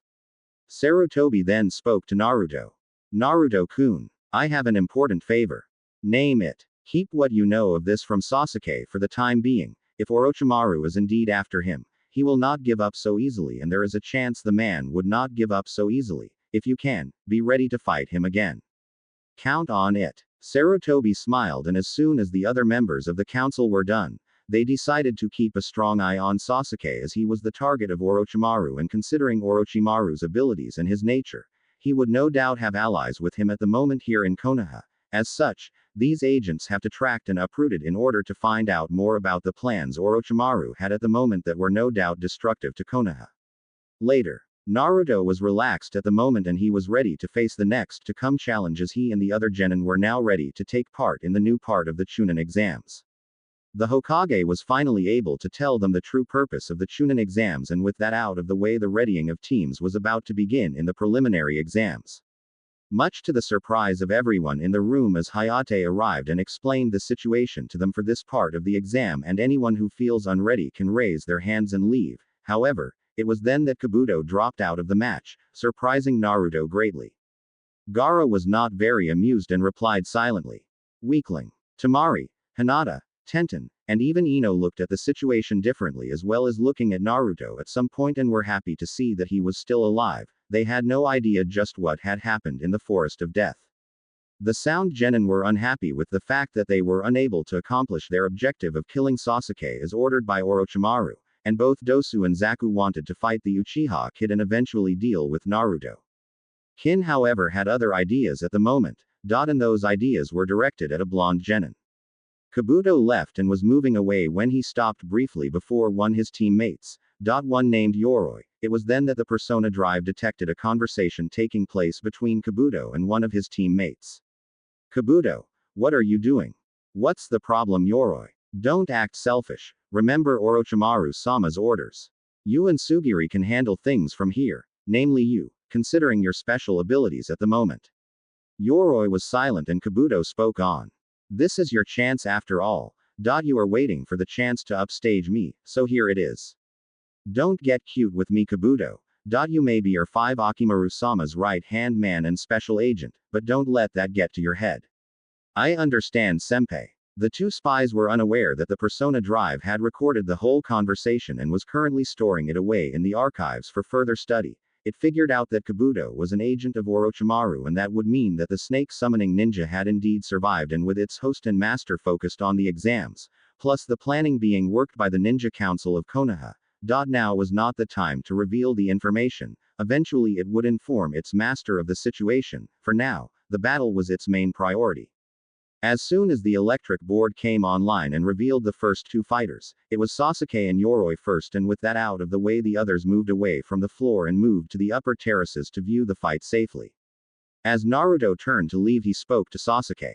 Hey Sasuke. Keep your eyes open. This guy's got something up his sleeve. Sasuke gave a casual smirk and replied. I didn't know you cared, Naruto. Hey, we're a team, remember? And there are plenty of guys here dying for a fight, so do your best. Right. I will fight you next, Naruto. You're the one I want to fight, so when we do, make it fair and don't use that armor of yours. Naruto nodded and replied. Fair enough. When we fight, I will not use the armor for any reason. You sure? Oh yeah. As Naruto left the ring, Sasuke looked at Yoroi and knew that he would have to be on his toes, as despite his slight dislike for Naruto, the blonde ninja and teammate of his might have a point on this one. He had underestimated Rock Lee and got beaten up for it. He would have to be ready. But with the Sharingan, he might have a chance at this fight. Orochimaru looked at Sasuke and was very interested to see how this battle would end. It was unfortunate that could not use his cursed seal on him, due to Naruto's actions, but he was not going to let a chance slip him by. He wanted to see how this fight would end. The others also watched to see just how this battle would turn out for Sasuke. Neji was curious to see how the last of the Uchiha would fare, and so was Rock Lee, as well as several others, including the Sound Genin. As soon as the fight went underway, it seemed that Sasuke would do all right after blocking several of Yoroi's attacks, but as soon as he was able to pin down Yoroi, the whole situation changed as Yoroi displayed his hidden talent and began to drain Sasuke of his chakra. What the? My strength. Hey, who's got who now, kid? Yoroi broke Sasuke's grip on him and was now on the offensive as Sasuke tried to escape but was knocked back down, and then Yoroi used his ability once more on Sasuke, and it was then that the Uchiha realized that Yoroi's special ability was to drain others of chakra from contact. Naruto was right. This guy is too dangerous for me to take on with hand-to-hand combat. There has to be a way. Sasuke-kun. Naruto looked at Sasuke and was worried as he saw what was happening at the moment. The Persona Drive was already scanning Yoroi and Sasuke's chakra levels, and it determined that Sasuke's bio-energy reserves were not looking good at the moment. He still had enough energy to fight, but if Yoroi got a chance to grab him, then it was over, while Yoroi was using Sasuke's own chakra to power up his own reserves. Subject Sasuke Uchiha's bio-energy reserves are low, analysis determines that strategic planning and quick tactical maneuvers are needed to neutralize Subject Yoroi. Subject Yoroi's ability is 90% similar to the Valpin energy leech on Colony 21. Considerable caution is required to deal with Subject Yoroi. Threat to host is above considerable. Lethal force is ready to activate it in event of encounter with subject. Sasuke thought about a strategy and realized that there was one chance, but he would have to risk his life on it. But was he really willing to throw his life away, especially at this point and time? Is this the end? Am I going to fail? And never avenge my family and my clan? No, I won't let this happen. I can never be stronger than I am now if I let death frighten me. Sasuke looked and activated the Sharingan, and this time, there was the other symbol, and Sasuke quickly moved forward and launched a kick right into Yoroi's chin and quickly leapt in after him. I got this from someone else. Not original. But this is all me from here on out. Sasuke quickly took out several shuriken and fired them at Yoroi. They missed, but revealed a large number of restraining wires that quickly wrapped around Yoroi and that made sure that he would not be able to block Sasuke or use his ability to drain Sasuke on contact. Sasuke yanked Yoroi to him and quickly unleashed a series of spinning heel kicks on Yoroi's chest and sent the fighter going down, and he followed and unleashed a combined punch and kick into Yoroi as they hit the ground at the same time. Hawk dive. Sasuke rolled away, drained but alive, as he managed to get on his knees and look at Yoroi, who was not moving that much. He knew the guy was alive still and unable to fight, as he was still restrained by the wires that were wrapped around him at the moment, but he was ready either way on the off chance the man got back on his feet to fight him. Hayate, however, looked on and spoke. I am stopping this fight as Yoroi is no longer able to fight. The winner of this fight and advancing to the next rounds is Sasuke Uchiha. Lee was impressed as he saw that Sasuke was able to copy a part of his move. A part, yes, but effective either way. Naruto was happy and Sakura was relieved as Kakashi went over there and got Sasuke to his feet at the moment. As the two made it back up to the others, Naruto grinned at Sasuke and replied. You did it. But man, you were a mess. Shut up. The sound Jonin looked at Sasuke and gave a dark smile. Even without the cursed seal. You are good. I wonder when I do get the seal on you, how well would you do, Sasuke-kun? The medic nins arrived and took Yoroi back for treatment while another walked over to Sasuke in the terrace and spoke. You need to head off for treatment, Sasuke-kun. Kakashi shook his head and replied. No need. I'll take him there later. Sasuke sighed as he tried to relax and focus on the soon-to-come fight, and he wanted to see how Naruto and the others would do in their own coming matches. The effects of Yoroi's attacks, however, were taking their toll as Yoroi had drained a large amount of chakra. I guess I can only see one match before I fall out cold. I just hope it's a good one. As they looked at the screen, it did not take long for the results to come in. Naruto Uzumaki vs Zaku Abumi. Zaku grinned as he looked at Naruto with eager eyes. Now I get to fight you. Let's see if you really got the power. Naruto cracked his knuckles and replied. This should be good. As soon as the two faced one another, Zaku spoke. You are going to pay for interfering in affairs that don't concern you at all. Try me. The two attacked one another as Zaku fired a number of shuriken at Naruto, and Naruto quickly evaded them with amazing speed and quickly closed the gap and unleashed several powerful kicks at Zaku, who had to evade some of them as well, but one kick slammed hard into him by the side and sent him flying several feet to the side, showcasing Naruto's immense increase in physical strength. Zaku rolled on the ground and growled at how hard Naruto was able to kick him. It somehow was able to send him at least several feet away at the moment, and there was pain in his body as he got up once more. That guy can hit. That felt like I was hit by a wall. I guess I have to go all out then. Zaku took out several more shuriken and then tossed right at Naruto and then charged right in. Naruto managed to evade the shuriken and then take out a kunai to block yet another barrage, and the Zaku leapt upwards and fired a few more, and then, to Naruto's surprise, a massive wall of air came out of nowhere and made the shuriken move even faster, and the shuriken were able to wound him. One had hit his right shoulder, and another bit into his left arm, while 3 others were on his legs. Zaku then landed on a cushion of air and then fired another blast of pure air at Naruto, and he gave a laugh and taunted the blonde ninja. Surprised pretty boy. This is my special ability to make me stronger. The air vents in my arms allow me to fire blasts on concentrated air, and I can make the air hit with the force of a bomb. The Persona Drive, however, was already at work and scanning Zaku. Threat analyzed. Threat analysis of subject Zaku has been revised. Threat level near considerable. Activation of armor is optional and active. The sound genin watched as Naruto removed the shuriken from his body and was ready to attack, but that was when he spotted the wounds on Naruto's body beginning to rapidly heal, and in a very quick fashion, the wounds were all gone. What the? Am I seeing things? That guy's wounds are closing up really fast. The others had also seen that. Incredible. Naruto-san's wounds are all gone. Lee was impressed. He had never seen anyone heal as rapidly as Naruto did at that moment. The only indications that he had ever been wounded was the blood and tears on his clothes, but nowhere else. There was no need for medical jutsu at all. His wounds were gone completely. Wow. That was fast. Tenten was surprised at how rapidly the wounds faded away. She had heard stories about wounds being rapidly healed by outside forces. But this was something else entirely, as she thought those things were nothing more than fairy tales. Neji was looking with the Byakugan and saw something else. Tiny pricks of pure chakra all over Naruto's body, converging on the wounds he had and rapidly healing them. It was something the calm and focused Hyuga had never seen before. He was able to heal at a rapid pace in the battlefield without any training in medical jutsu. This guy is going to be a challenge. Guy was also impressed and turned to Kakashi. It seems there is more to Naruto-kun than one can see, Kakashi. This fight will be interesting to see. Ino was shocked, and so were Choji, Shikamaru, and even Asuma. His wounds just sealed themselves up, right before my eyes. Wow. Man, if he can heal that fast, there's no way normal weapons and attacks can hurt him. This is bad. Incredible. I had heard that he could recover in days where others would take weeks due to the Kyuubi inside of him. But to heal that quickly in the battlefield.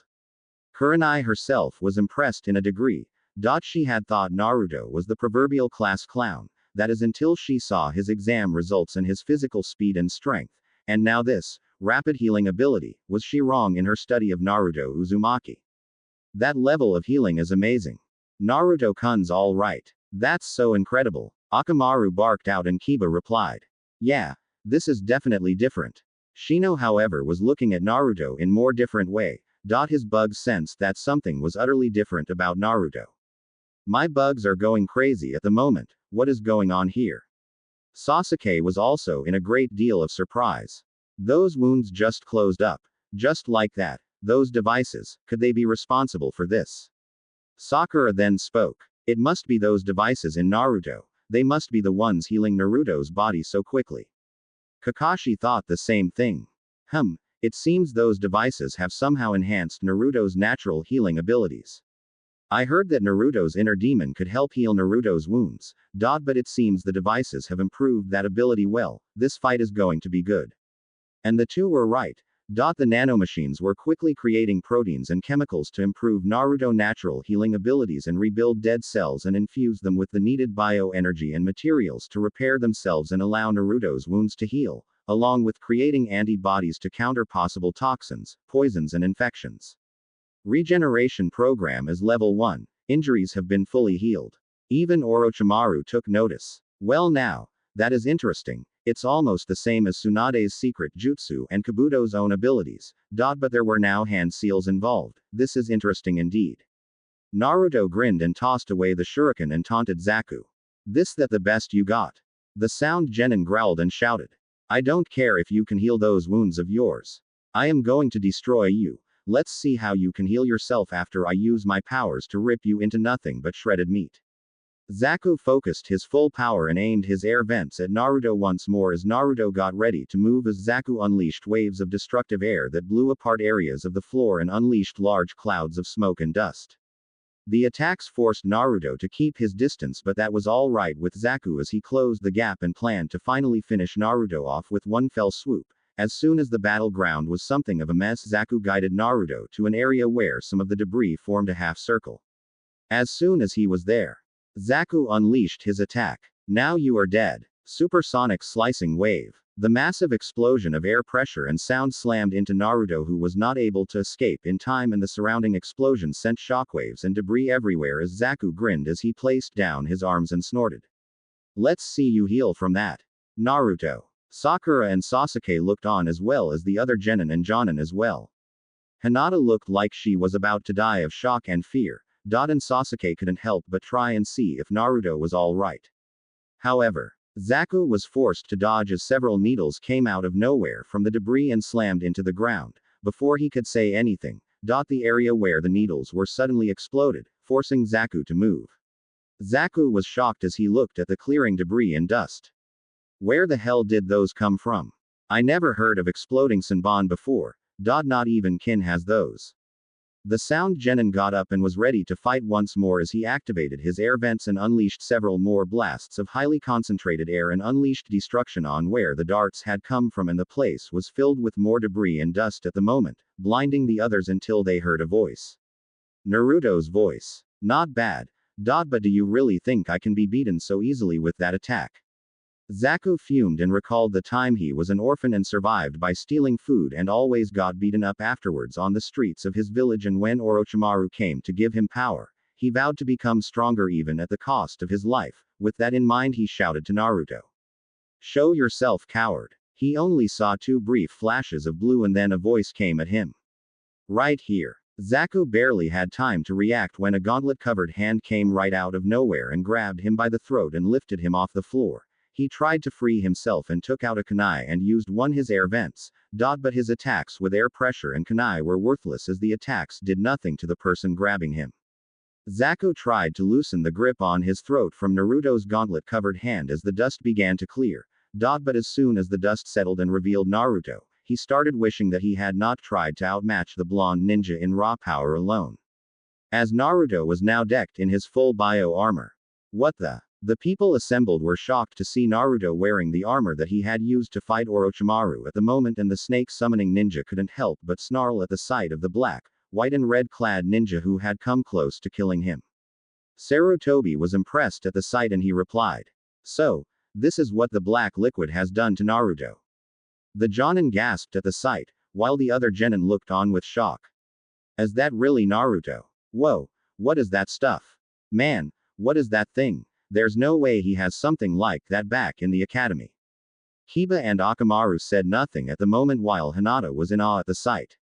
Gaara, Kankuro and Tamari recognized the armor easily while Kin and Dosu were shocked. They knew that Zaku had undergone enhancements that were considered forbidden by other ninja villages such as Konoha. But what was this?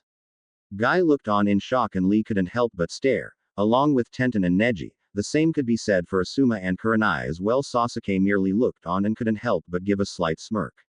That guy is going to get it now. Kakashi himself was in shock and awe. So, this is what that black liquid has done to Naruto.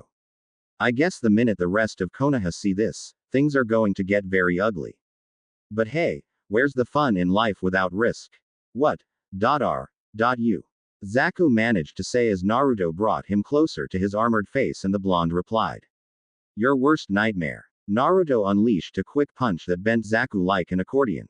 And the Sound Genin coughed out a gout of blood as he was sent slamming into the ground with amazing force, and Naruto merely activated the thrusters on his back and propelled himself towards Zaku while unleashing a booming sound that forced many to cover their ears, and Zaku was tackled by Naruto, and then Naruto took the air with Zaku in his grip and he lifted the Sound Genin in the air with him flying, right before the shocked eyes of just about everyone in the hall.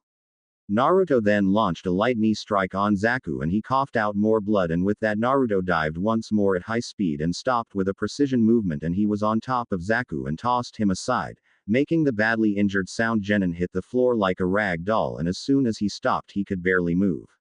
Naruto walked over to Zaku's battered yet alive form and easily lifted Zaku and replied to the battered and bruised Sound Ninja in his normal voice.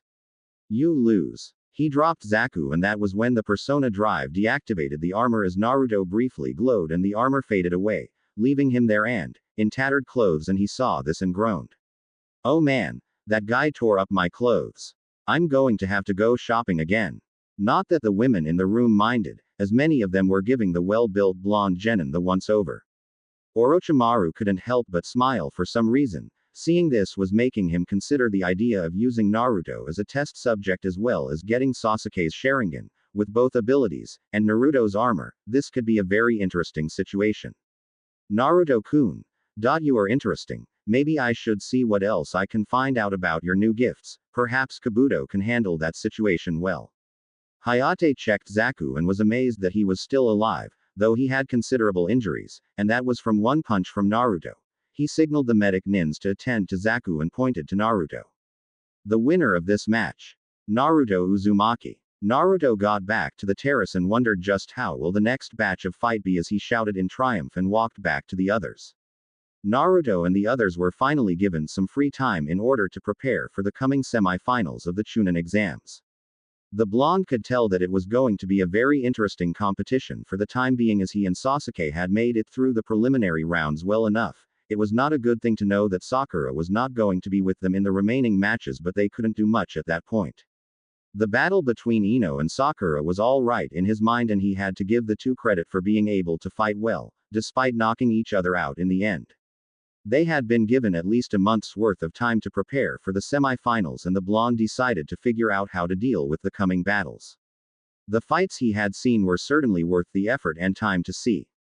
Shikamaru fought with the sound genin named Kintsuchi and was able to defeat her despite her use of sound-based genjutsu and ranged attacks with Senbon as well as bells to even things up a bit. And Naruto admitted that the shadow manipulation jutsus was very good to see in combat. The other battles were interesting to see at that point. Another team had been there as well and that was another genin team from Waterfall that fought with the other ninja groups at the preliminaries.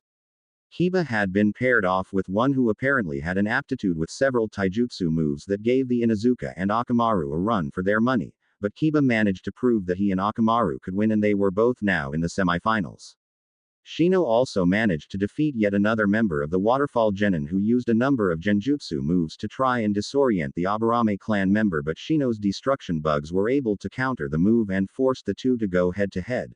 The genin made the mistake of attacking Shino head on and got beaten up when the destruction bugs were able to drain him completely of chakra, and that was something that many had to admit was the least bit pretty. Two of the fights got most of his attention though. The first was Hinata's battle with her cousin Neji, and it infuriated him to hear Neji berate and down-talk Hinata, who on the verge of tears at that point.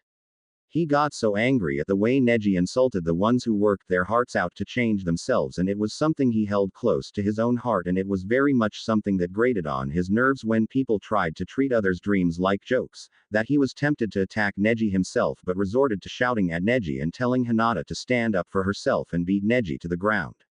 Hinata fought her best and was able to hold her own, but she was defeated and somehow Naruto knew that it would be bad news. The same was no doubt in the minds of some of the Jonin as they prevented Neji from attacking. Neji was not happy and said something about the main branch getting all the good treatment, and Naruto had enough of this as he leapt down, growled at Neji, making the Hyuga turn and see that Naruto's arms were covered in his black, white and red armor, and he was glaring deeply at the Hyuga branch member and walked over to Hinata and checked her condition. He could have heard Hinata asking him something, but she fell unconscious before she could say what she wanted to say, and Naruto's anger was growing, so much so that he began to glow deep blue as before, and he walked over to the place here some of Hinata's blood was and ran his hands on the blood, and that created grating sounds as his claw-like armored hand were coated in Hinata's blood, and he pointed his hand in a fist and Neji and replied, "When you and I meet, I am to beat a bloody apology out of you for what you said about Hinata, count on it." Sasuke was somewhat surprised by this, and so was Sakura, and they wondered just what was it that made Naruto this angry before. But he was tight-lipped about the whole thing for the time being. The second fight was the one between Gaara and Rock Lee. He knew that Lee was fast and so did Sasuke and Sakura, but when Lee took off the weights on his leg and was moving so fast he was blur. Even Sasuke, who had been able to copy Lee's techniques, was quite surprised to see the speed Lee was able to achieve. Sakura was impressed by that as she had never seen Lee move that fast before, and he was also impressed. However, even with the weights removed, Gaara was not easily beaten, and even when Lee used that move that he had tried on Sasuke, it was not enough as Gaara was able to stand and fight. Sasuke was able to see Gaara in action and felt that it was going to be a very interesting battle if he and Gaara fought. But it was Lee's opening of the normally sealed chakra gates in one's body that really got some attention from the others. Guy had explained before that Lee was not gifted at all in genjutsu and ninjutsu but was exceptionally gifted in taijutsu, but when he explained that Lee was able to open the chakra gates of his body to boost his abilities to near superhuman levels, that had the team looking at Lee as he unleashed a massive amount of chakra, and the change was obvious as his skin tone was deeper and darker. After being told the risks of forcibly opening the chakra gates by Kakashi and hearing that Lee was a genius for making it to the 7th gate open, Naruto was hoping to finally see Lee shine, but it seemed that even when he moved at high speed and was able to unleash a serious beating to Gaara, the sand genin with the gourd was not giving up early. As the blonde genin walked back to his apartment as more and more work was being done to prepare for the soon-to-come dignitaries, he wondered just what he was going to do for the upcoming fight and wondered just how good was this Neji character. The thought of what he had done to Hinata seemed to make him all the more angry. At the moment, however, he needed a good soak to clear his mind. Sasuke was busy being trained by Kakashi at the moment, and while he wanted to be trained by Kakashi as well, the Jonin told him that maybe he could be able to learn some new techniques on his own and he would find him a much better teacher and he would be meeting him tomorrow. Naruto couldn't help but wonder just who that teacher was at the moment as he headed off for something to eat, and that something being ramen. As he arrived to the Ichiraku ramen stand, he managed to buy himself something to eat and he was happy to tell Ayame and Chuki on how his day had gone on and how the Chunin exams were, and it was going to be next month that he was going to compete in the semi-finals, and both of them were very happy for him. Congratulations Naruto-kun, you're going to make it to your dream finally. Oh yeah, I feel great about all this, and the chance to face really good foes is worth it. Ayame smiled at Naruto and couldn't help herself as she stared at his features at the moment, as he was now very handsome at the moment. She admitted that in a way, she saw him as cute in a somewhat immature nature, but now that he had somehow had a heck of a growth spurt, her thoughts towards Naruto were taking a much different turn. As Naruto finished his bowls of ramen and left the stand, Iruka was left to pay for his student and adopted brother's meals. But that was all right for him as he had gotten a good amount of money recently. Naruto himself began to think about how he was going to train with his newfound abilities and also just who this new teacher was that Kakashi referred him to. And he then began to think about the armor he had on. He still couldn't figure out just how he could talk to whatever was inside of him.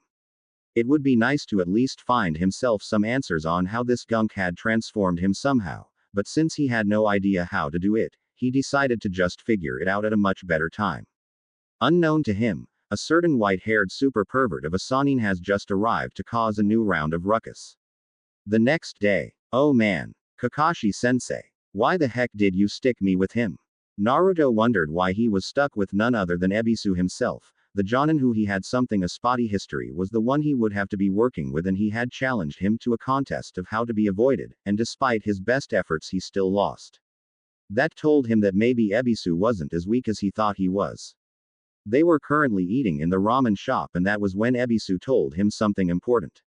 Now there is an important lesson I will teach you, Naruto, and that is chakra control.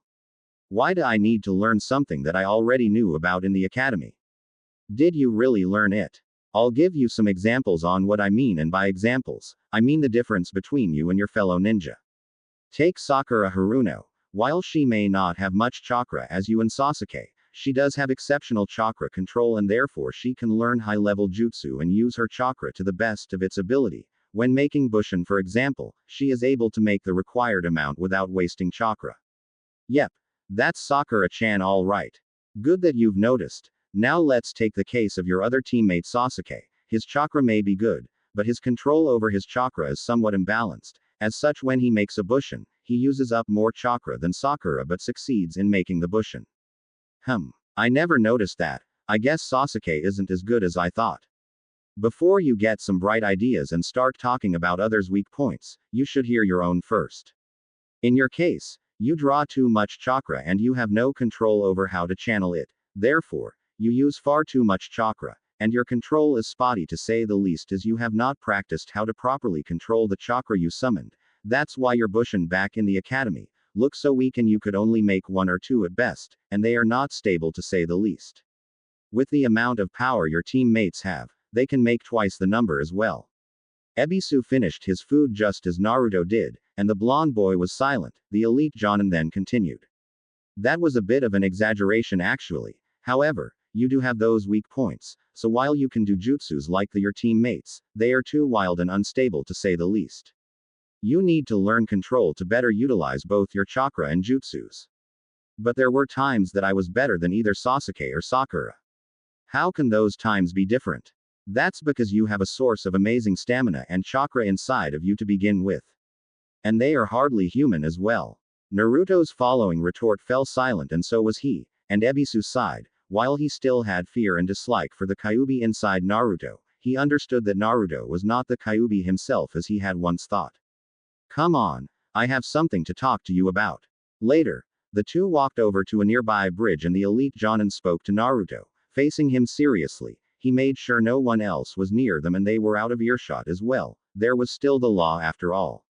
You no doubt were told by that traitor Mizuki about, well, your status as the Kyuubi's container.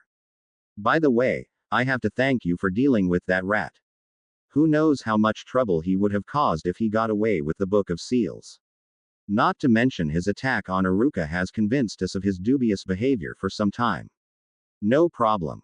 Good enough then that we agree on something. Now because of the fact that you have the Kyuubi, the chakra you have is too powerful to be contained in your body, so it would make sense why you have such stamina and you can recover easily and as such, when you get your chakra and channel it, it is very large amounts and is overflowing and since your chakra control is poor you have a hard time using it with certain jutsus. However, with my training in both chakra channeling and control, you can master it well enough. Once that happens through my training, you can be even stronger than you are now as a ninja. Are you really serious? Ebisu nodded. Of course I am serious. I wouldn't be an elite Jonin tutor if I wasn't serious, you know. Once we're done with the meals here we get down to the training. Later, Naruto and Ebisu were walking along towards the hot springs and Naruto wondered why were they here of all places and naturally Ebisu forbade him to go the other side since that section of the hot springs was for women. Naruto, dressed in his newly modified clothes, the ones he used to wear, but were now suited for his growth spurt, however had a feeling that things were not going to be easy and it was proof that despite what Ebisu said, he was still a closet pervert. He once more left Holy Talon back at his apartment. Kin had decided to go out with Sakura who came by the house to buy some clothes and supplies. Naturally she was in a disguise, with some easy to wash of hair dye, and a set of clothes that were that of a civilian. This helped her avoid being seen by any of her former teammates and villagers. While the two were not in good terms yet, they were at least not fighting each other yet. Naruto put that aside as he spoke to his teacher Ebisu. So what are we going to do here in the hot springs anyway? Simple. We're going to walk on the hot water today. Naruto looked at Ebisu in a very weird fashion, as if trying to dissect and find something. The elite Jonin noted that look very quickly and spoke. Why are you giving me that look? Can you really walk on water, or are you just pulling my leg? Of course I can walk on water. It's a basic skill, but highly useful. If you had paid more attention to Ruka-sensei instead of always pulling pranks, arriving late to the academy, and running from classes or you would have learned this skill before you graduated. Never mind though, this will be a good test of the two things I mentioned. Ebisu then looked at the water and then back to Naruto. Kakashi-sensei told me you were able to use the tree walking technique without your hands in Wave Country after some serious training. Well, the same principle works here too, though in a bit more unique mindset. What are you talking about? How can tree walking work here? Simple in words, yet difficult in action at the very same. In tree walking, you have to channel a required amount of chakra and then concentrate it to the appropriate part of your body and that will allow you to place that said body part, namely your feet on the tree to walk and you must release the same amount of chakra constantly to walk on the tree. Now as a tree is a solid object and does not move about much, so in tree walking, you just have to absorb the chakra to hold you into place. Water walking on the other hand is a different matter. Water is obviously neither solid nor stationary and as such, you have to float on the surface to walk on it without falling into the water. You must continuously release the appropriate amounts of your chakra to your feet, as well as control the flow of your chakra to adapt any changes to keep balance. While it sounds simple, it is difficult since you must always use a changing amount of chakra instead of a fixed amount and you have to make sure that you must control the chakra properly as well and change it should you need to. That is the core lesson I will teach you today, Naruto. I can understand some parts of what you're saying, but to be honest I still don't get all of that, you know. I know, so I will show you instead since it's far better to see it with your own eyes anyway. Now then, the first step is to channel the chakra and focus it on my feet. Ebisu summoned his chakra and his feet were now glowing and he then faced the water of the steaming hot spring. And then I control the amount of chakra I have in my feet and how much I can allow to flow to my feet, and then walk on the water while keeping in mind how much chakra I need for any changes. The elite Jonin then walked over the water, and he was not falling into the steaming water at all, much to Naruto's surprise and amazement. Wow. He wasn't kidding. You can walk on water. Ebisu walked on and stopped a short distance from Naruto and turned to face his student. And here I am, walking on water. As you can see, water walking is the best lesson in both channeling and control of chakra. Master this and you can easily channel your chakra and control it so you can then use enough chakra without using unknown amounts, reserving your chakra for more powerful jutsus and make your currently used jutsus more effective, and you can even boost the power of your armor. Now you try Naruto. Naruto was ecstatic as he saw the whole thing. All right then. I'll take a stab at this too. Okay. First I need to gather and focus my chakra to my feet. Naruto did so and then walked towards the water. Now I have to keep releasing the same amount constantly so I can.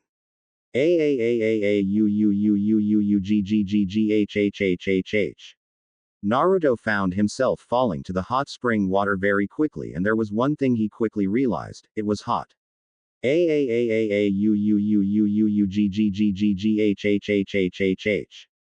Hot. Hot. I forgot to tell you that the water here is 60 degrees hotter, so you will be boiled like a lobster in a cooking pot if you fall too many times. Naruto, you have to get the amount right and then keep it flowing. Do it again. Naruto got up and tried it once more, but failed several times, as he was not used to doing water walking, having never mastered the trick as of yet since he had not been as attentive in ninja classes back in his academy days. Ebisu watched on and noted Naruto's determination and guts as he did it again and again. And despite the failures, he was getting better. I see now. I guess Konohamaru-san was right about what he said to me before. Flashback. Ebisu was busy training Konohamaru in the forest, and he was telling the young man doing push-ups that there was a shortcut to being the Hokage. Konohamaru disagreed and he spoke. I learned something from my boss Naruto, and he was right. Ebisu-sensei. What was he right about? If I want to be Hokage someday, I have to work hard, train hard, and sweat hard to be Hokage. I want to be a Hokage who gets there through hard work and effort, and my own determination, not through shortcuts. That's the way I want to earn the right to be a Hokage. Just like boss Naruto. End of flashback. Ebisu recalled those words and he looked see Naruto smiling and moving about as he finally managed to do water walking and was happy and cheering away. He had seen that it took a number of painful and hard attempts until the blonde learned the right amount and how to control it well. Naruto couldn't believe it. He kept on trying and learning, and now he was doing it. He was walking on water. I think I've got it. All right. I did it, Ebisu-sensei. You were right after all. I can do it. All right. Ebisu nodded and smiled. Nicely done, Naruto-kun. Keep the lessons here in mind always, for they will be truly important to you when the time comes. I am impressed that he was able to master it quickly. I never knew you would grow up this much in a short time, and how you were able to teach Konohamaru-san the truth. I admit that there is no true shortcut to anything. Everything takes hard work, dedication, sweat, tears, and even blood. You taught Konohamaru-san that, and I sorely underestimated you. You are a far better teacher to Konohamaru-san than you realize, Naruto-kun, better than me in a great respect. You are not a stupid container of the Kyuubi as others tend to believe. I have no doubts now in my mind that you will be a great ninja of Konoha someday, for you already have the drive and heart of one, and with time and more effort, training, spirit, and hard work, you can even be a great Hokage someday. Naruto then turned and his eyes widened as he saw something, or rather someone, and that broke his concentration and he fell into the hot springs with a cry of shock. Ebisu was surprised that despite his success, Naruto had suddenly lost his focus and fell back into the spring. What happened? You suddenly lost your control, Naruto. Naruto popped back up and pointed in a direction to the bathing area. Look over there. Ebisu turned in his surprise. There was someone there near the women's bathing area. The man seemed to snickering and making lewd noises, telling the Jonin that the man was peeping on the women who were no doubt bathing there. The person also had deep wild hair in a long ponytail and had a massive scroll on the back, plus he was dressed oddly. The Jonin, however, put that out of his mind and spoke. I don't know who you are or how you managed to evade my senses, but I will not allow you to continue with such shameless and impudent behavior. The elite Jonin tutor charged at the man, intent on dealing with him quickly as Naruto got out of the hot spring. But just then, the man suddenly did several hand seals and called forth a toad, and not just any toad, but a very large one at that. What? Wait a moment. Ebisu had no time to complete his statement as the massive toad suddenly fired out its tongue and grabbed him and tossed him to the ground with considerable force, not enough to kill him, but enough to knock him out like a mallet to the head. Naruto was stunned at the sight of that. Later. No way, you're the pervert who writes those books. Naruto couldn't help but feel very much shocked at the fact that the man who was before him calling himself the Toad Sage or whatever was the man who made all those novels that his sensei Kakashi loved reading. He had to admit that when he had seen him knock out Ebisu with little to no trouble with the giant frog he was sitting on. He had tried to revive Ebisu but nothing worked. Oh, so you know this book already. Oh man, I am famous. This book hasn't even been fully copyrighted and now it's famous. My hard work has finally paid off. Naruto, however, was not the least bit happy or amused as he shouted. You call that perverted stuff a novel? Geez, you're nothing but a dirty old man. And research, that has got to be the lamest excuse I have ever heard for peeking at the women's side of the hot spring. The women who were there already quickly screamed and left the area, much to the Sanin's disappointment and disgust. Now look what you did, you ruined my peeking, my research. Knock it off, you perverted old coot. You're doing nothing but being a dirty old pervert. What I do is not dirty brat. I just need to be inspired by beauty to write my masterpieces. Sure you do, you perverted old geezer, but what about my training? Huh, you knocked out the guy who was training me in some ways of controlling my chakra and all you can say is huh. Listen here, you interrupted my training so you help continue it. Jiraiya snorted. In your dreams, kid, I've got way better things to do. Like what? Peek at women again. Jiraiya grinned in his usual fashion and replied with a very perverted and sly look. Exactly. Naruto glared and snorted. You pervert sage. The name's Jiraiya to you squirt, and who are you supposed to be? Name's Naruto Uzumaki and I am going to be Hokage someday. Jiraiya looked at the young man and then saw the similarities to a certain someone that he knew a long time ago and had been a very good friend and student of his, the fourth Hokage, and he knew full well just who Naruto was, though he didn't expect this young man to be him. He looks so much like his old man, damn. Naruto wondered why the man was looking at him and he got an idea that he did not like in the least and he backed away and got ready to fight by taking out his kunai and glaring. Don't you dare try anything, you pervy sage, it's bad enough you're peeking at women, don't tell me you have a thing for guys too. Jiraiya glared at that and replied. No, I don't have a thing for men, you idiot, I'm a full-on lover of women, so don't you ever accuse me of that again. The reason I'm looking at you is that you remind me of my old student all those years ago. Naruto could tell that the man was telling the truth and decided to cool down and place aside his kunai. And though he knew it was not something he should be concerning himself with, he couldn't help but ask the question anyway. So who was your student? Jiraiya grinned and replied. The fourth Hokage was my student. Naruto's eyes nearly bulged out of his head at that. He was so shocked to hear that this perverted old man was the sensei of the fourth Hokage. The idea of it was utterly shocking and downright ridiculous, but he couldn't help but tell that the man was telling the truth and he spoke. You taught the fourth Hokage. Jiraiya nodded at that and looked at the Hokage monument with a very thoughtful eye. Yep, he was one of the finest ninja this village ever had, and I was proud of him when he took the rank and mantle of Hokage. And I also know about what happened when he died long ago. Jiraiya then looked at Naruto and he could that the blonde was apprehensive and he replied to assure him that he was not here to avenge his student's death and sacrifice. As the fourth sensei, he knew a lot more about what happened that night than anyone else in the village did, and also he knew quite a good deal about several deep and powerful secrets regarding Naruto's life and existence. Relax, Naruto Uzumaki.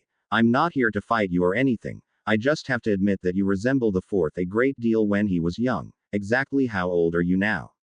I'm, well, 13, but something happened to me to accelerate my growth and I'm like this now. Jiraiya gave a raised eyebrow at that and spoke. Really now? If that's the case, you must be getting a lot of ladies looking at you the right way, huh? Naruto blushed bright red at that and replied.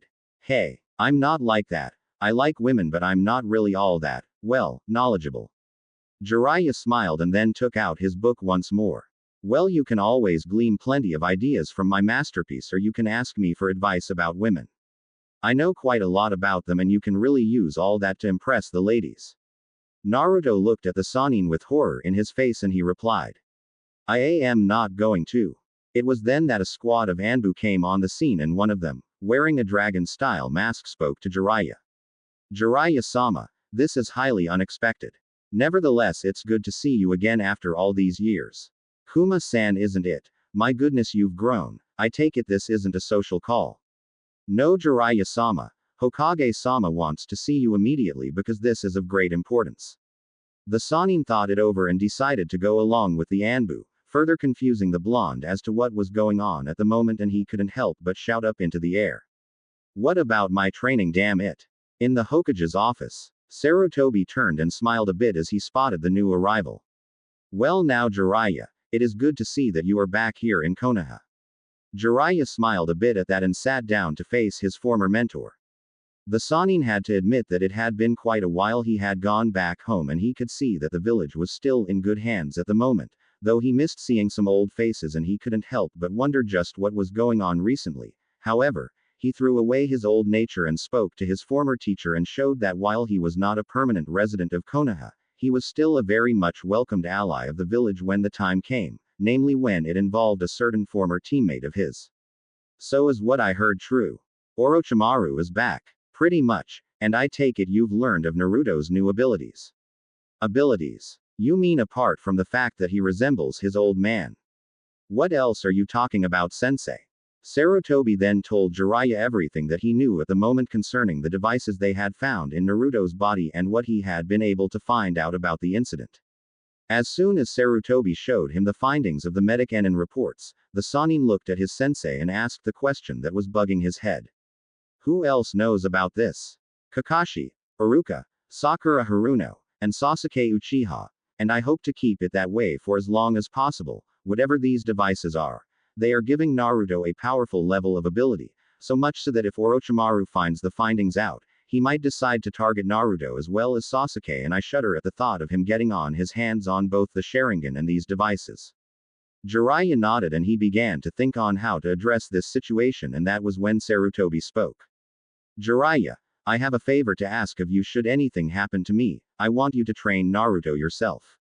Me? I haven't taken in a student in years, sensei.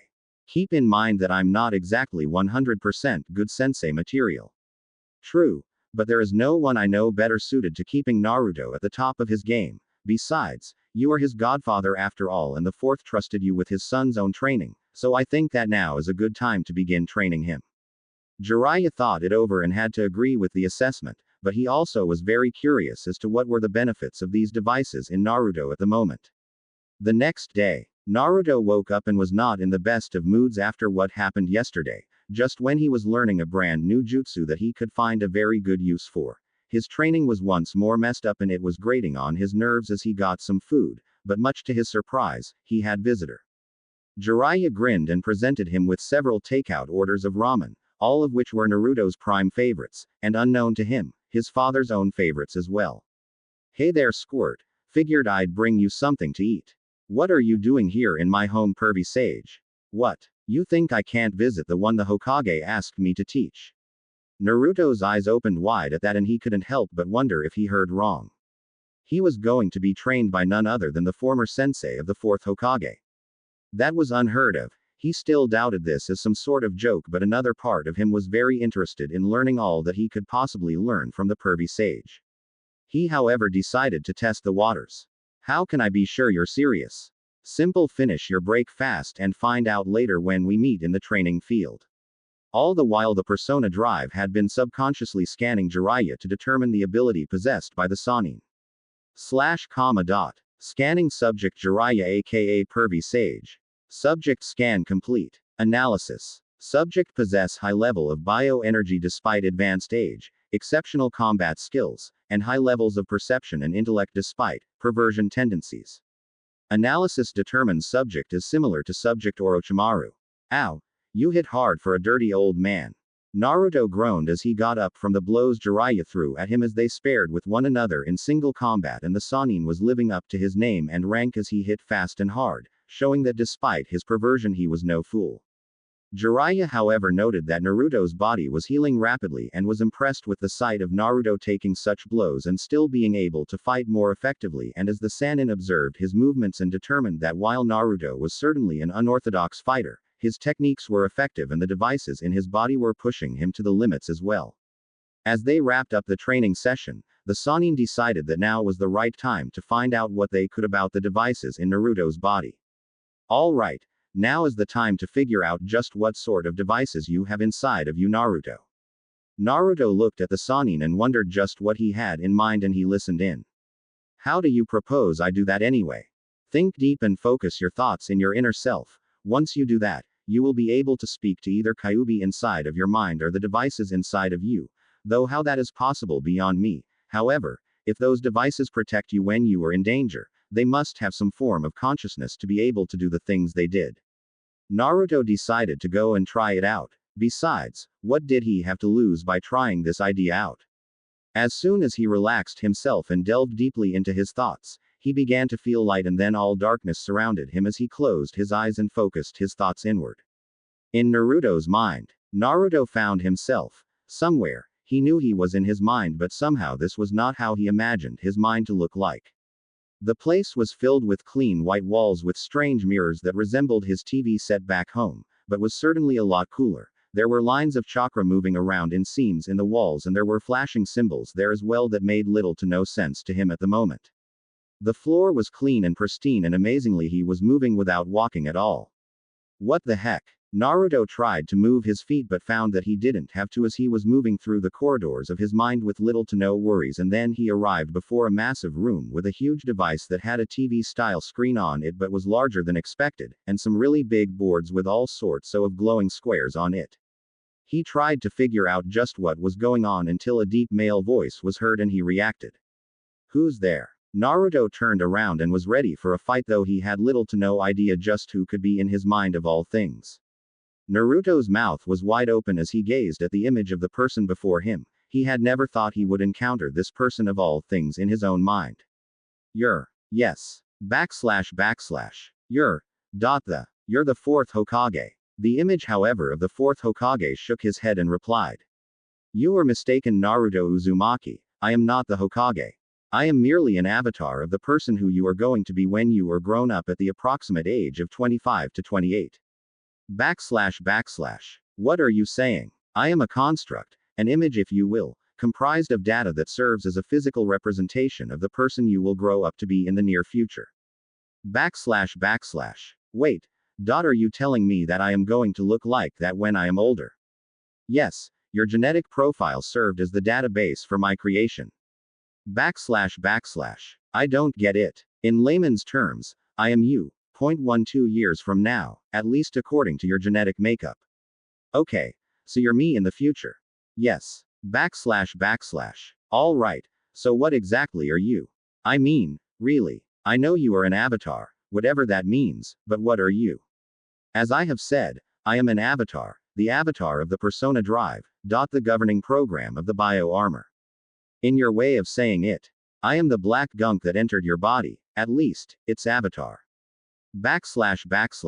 You are that black gunk. Yes, I am not gunk in reality, but a living colony of nanomachines that melded with your body and fused with every cell in your body. This will be a long explanation, you know. Are you sure you want to hear it? As long as you can make sense. Fine, go ahead, tell me everything. Very well. I was created as a special prototype weapon system by the military scientists of the Interstellar Alliance, a collection of highly advanced technological worlds that were fighting a war with another highly advanced race known as the Hylkar. The war had gone into a stalemate for the Interstellar Alliance, and they needed to create a weapon system to improve the survival of their covert operations troopers to attack the Hylkar-held planets. I and my fellow suits are the result as we were gleaned from. Wait. There are more of you. Yes and no, there are only two others like me. As I have said, we were prototypes only and thus were limited in number, and as prototypes we were to serve as the foundation for mass production models in the future wars the Interstellar Alliance would be fighting in. So you're some sort of super weapon. How did you wind up here in my world? I cannot recall all the details, but the facility that we were in was under attack. I and my fellow nano colonies were to be evacuated, but somehow something went wrong and I came here. You found me in my container, and when your blood was taken in I was able to read your DNA profile and considered you a good host, user, and melded with you, and here we are at this place and time. In truth, this meeting was somewhat unexpected, so I must ask, why are you here? //. I was training with the pervy sage and he showed me a trick on how to go deep into my mind. I wasn't expecting this. Interesting, well. No matter. This is your mind and you and I are speaking, and I have no doubt you have many questions for me, and I will do my best to answer a majority of those questions. //. I guess. What sort of abilities are you giving me? You do not like what I have already given you. //. I didn't mean it that way. But I just want to know what else you can give me. I see. Very well. To make the long story short, I have an array of energy and projectile-based ranged weapons that can be used to engage targets at a distance. More such as the seeker beam cannons can be able to home in on their targets, while others will not. I also have an arsenal of energy and kinetic-based close combat weapons that can utilized by you, some of which you have no doubt used already. I also was the one handling your flight capabilities on autopilot. Auto what? Autopilot is the short term for automatic piloting system. It simply means that I was the one operating the flight systems of the armor while you did most of the field work. It was a way to handle the battle evenly between you and I. You focused on fighting while I focused on the aspect of making you fly. You can of course deactivate my autopilot and do your flying manually, though you may need to practice how to fly on your own. //. You were the one doing the flying. That is correct. Flying is easy to understand, but controlling fuel consumption, flight speed, direction and more is something else entirely, and since the technological level of your world is centuries or even a few millenniums behind my world of origin, then the idea of flight might seem preposterous to many, and flight for you will be difficult, but it can be what you might call fun. //. Cool. What else can you do? Many things. For example, in order to increase your stamina and energy, I have improved and upgraded your body's metabolism to optimal efficiency and made it increase by at least 200%. This naturally allows you to have a much better distribution of vitamins, minerals, carbohydrates, sugars and more throughout your body. However, this increased metabolism does demand an increase in your appetite, therefore you eat 3 to 4 times as much as you normally do. //. Cool. I might not understand that all, but if it gives me more power to fight with, then it's worth it. What a minute. What about the Kyuubi? If you are here, then what have you done with the Kyuubi? Naruto wanted to know just what had happened to the demon resident that he was supposed to have inside of his body. He knew that the Yondaime had sealed the Kyuubi inside of him, and it was the reason he had been mistreated for the majority of his life at the moment, but he was curious what happened to it either way.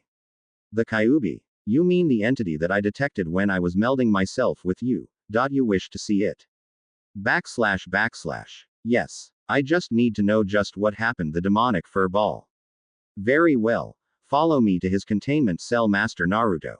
//. The two walked through the corridors that were well maintained. There were clean walls, well lit corridors and glowing lines of power that Naruto saw had chakra in them as well.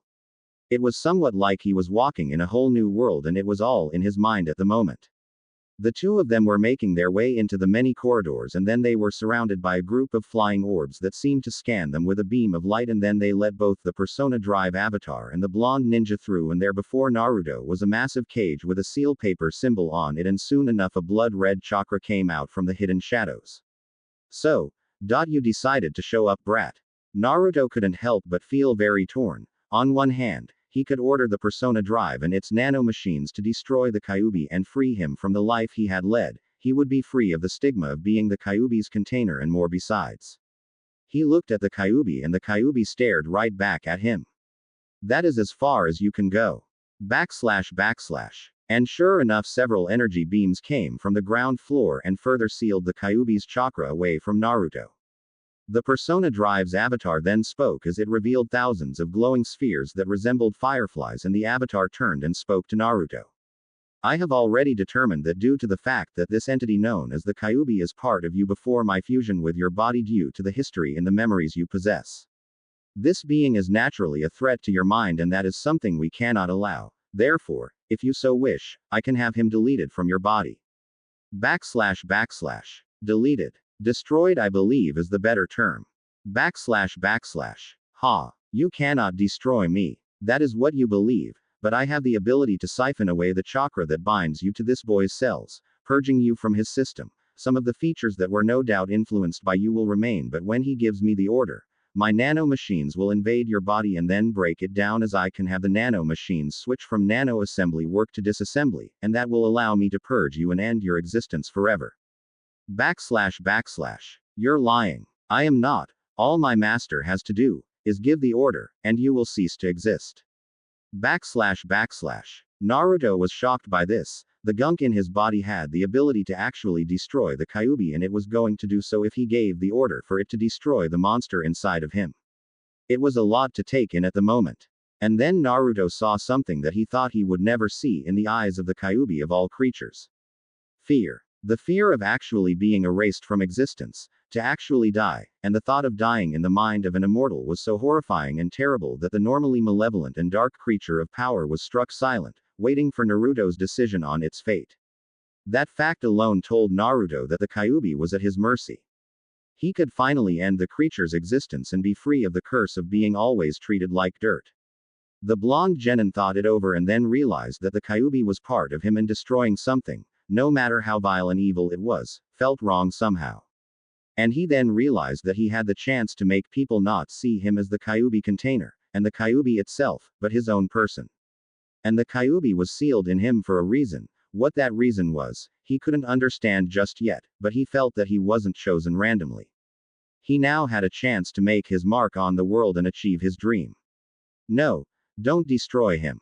Are you sure? // Yes. The Kyuubi grinned at that, but Naruto then spoke with a serious tone. Don't think you're off the hook yet, Kyuubi. The Kyuubi growled a bit and glared at Naruto. He could feel the relief turn into anger and more, but he was determined not to back down before anything and anyone before him, even if it is the Kyuubi itself, the demon fox that nearly obliterated Konoha. What's that supposed to mean, kid? You're in my body, and that means you are my prisoner and tenant, and you owe me rent. Rent. That's right. Here's the deal. You are in me, so I expect you to pull your damn weight in here.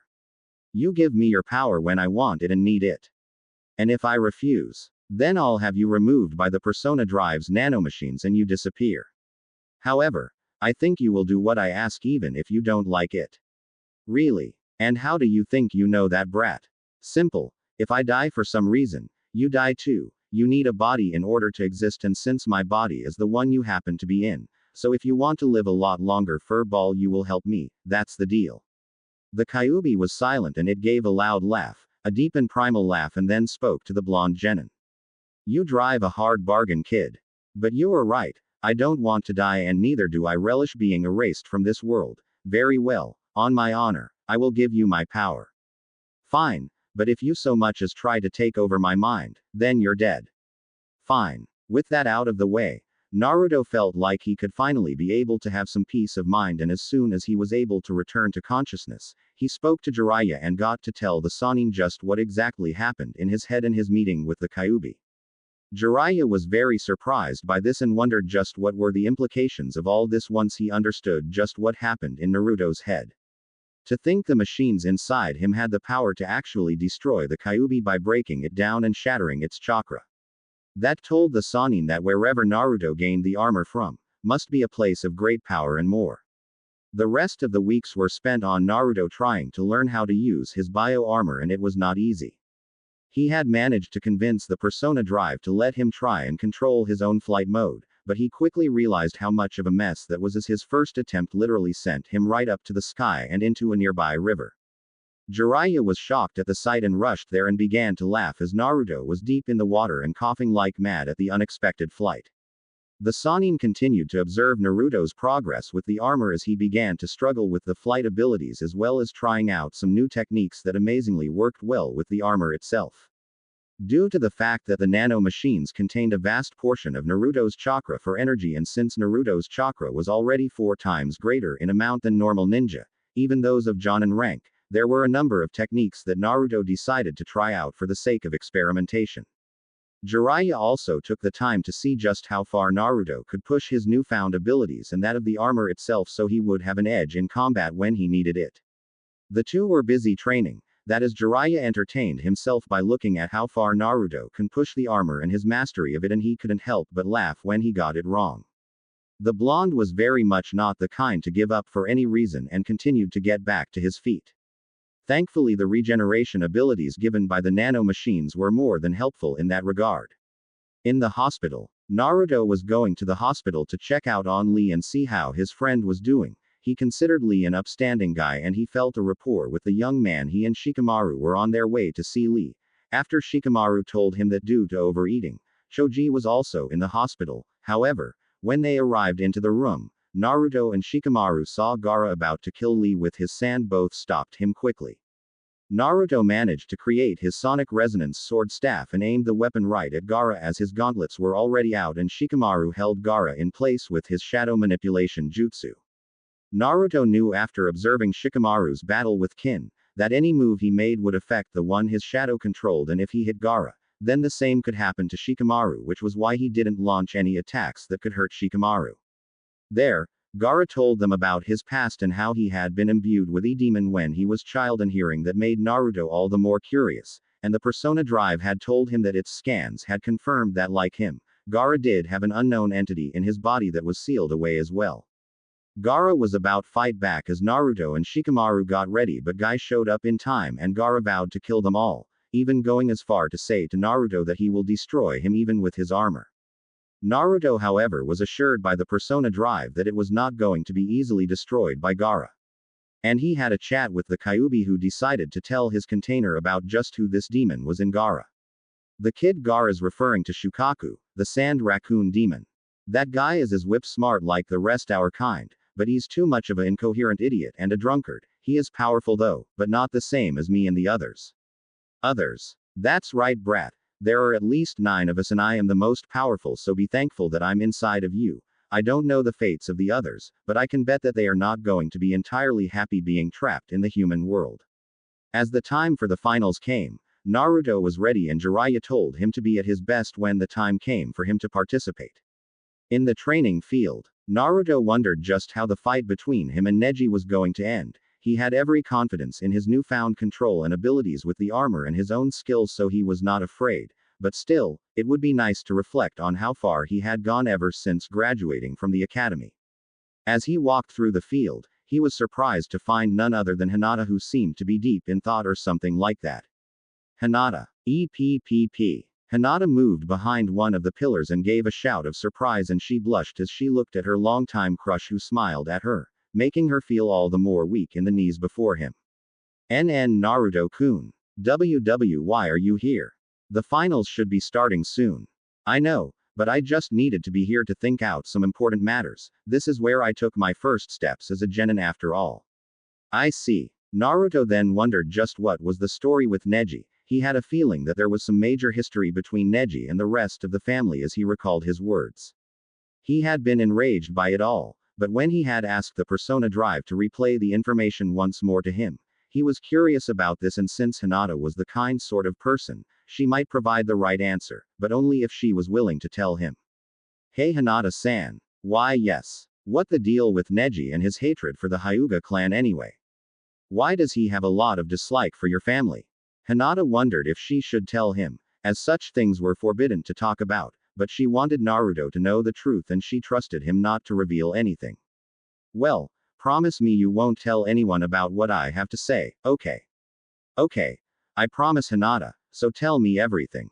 Well, you see, the Hyuga family is actually divided into 2 houses, the main family and the branch family. The main family are the heads of the clan while the branch are the protectors of the clan. My father Hiyashi and his twin brother Hizashi were born, but my father was born seconds earlier than Hizashi, so he was made as head of the Hyuga clan while Hizashi was born later, and therefore, my uncle was placed in the branch family. Naruto nodded and could see the direction for the moment. Hizashi is Neji's father. Why yes, my uncle has always hated the Hyuga main family because he believed Neji should be the one more capable than me or my sister Hanabi. On my birthday, Neji had seal on his head. A seal. It's not something I find to be good for any reason. You see, the branch family have a seal that allows the head family to control them, hurt them to submission, and even destroy their minds. Why? It was to ensure their duty as I heard, and it was also to protect the Byakugan from outsiders as the seal could destroy the Byakugan. I never thought of it as fair, and I know that Neji was branded with that when he was older when we first met. However, the real blow was when I was kidnapped long ago. Kidnapped? I didn't know that. I wasn't taken completely. Long ago during my birthday there was a peace treaty signed between Konoha and Kumo, but their head ninja tried to kidnap me and my father killed him. They wanted my father's body in exchange, but Hizashi was sent instead. I think that is why Neji hates the Hyuga clan so much, even if he is a Hyuga as well.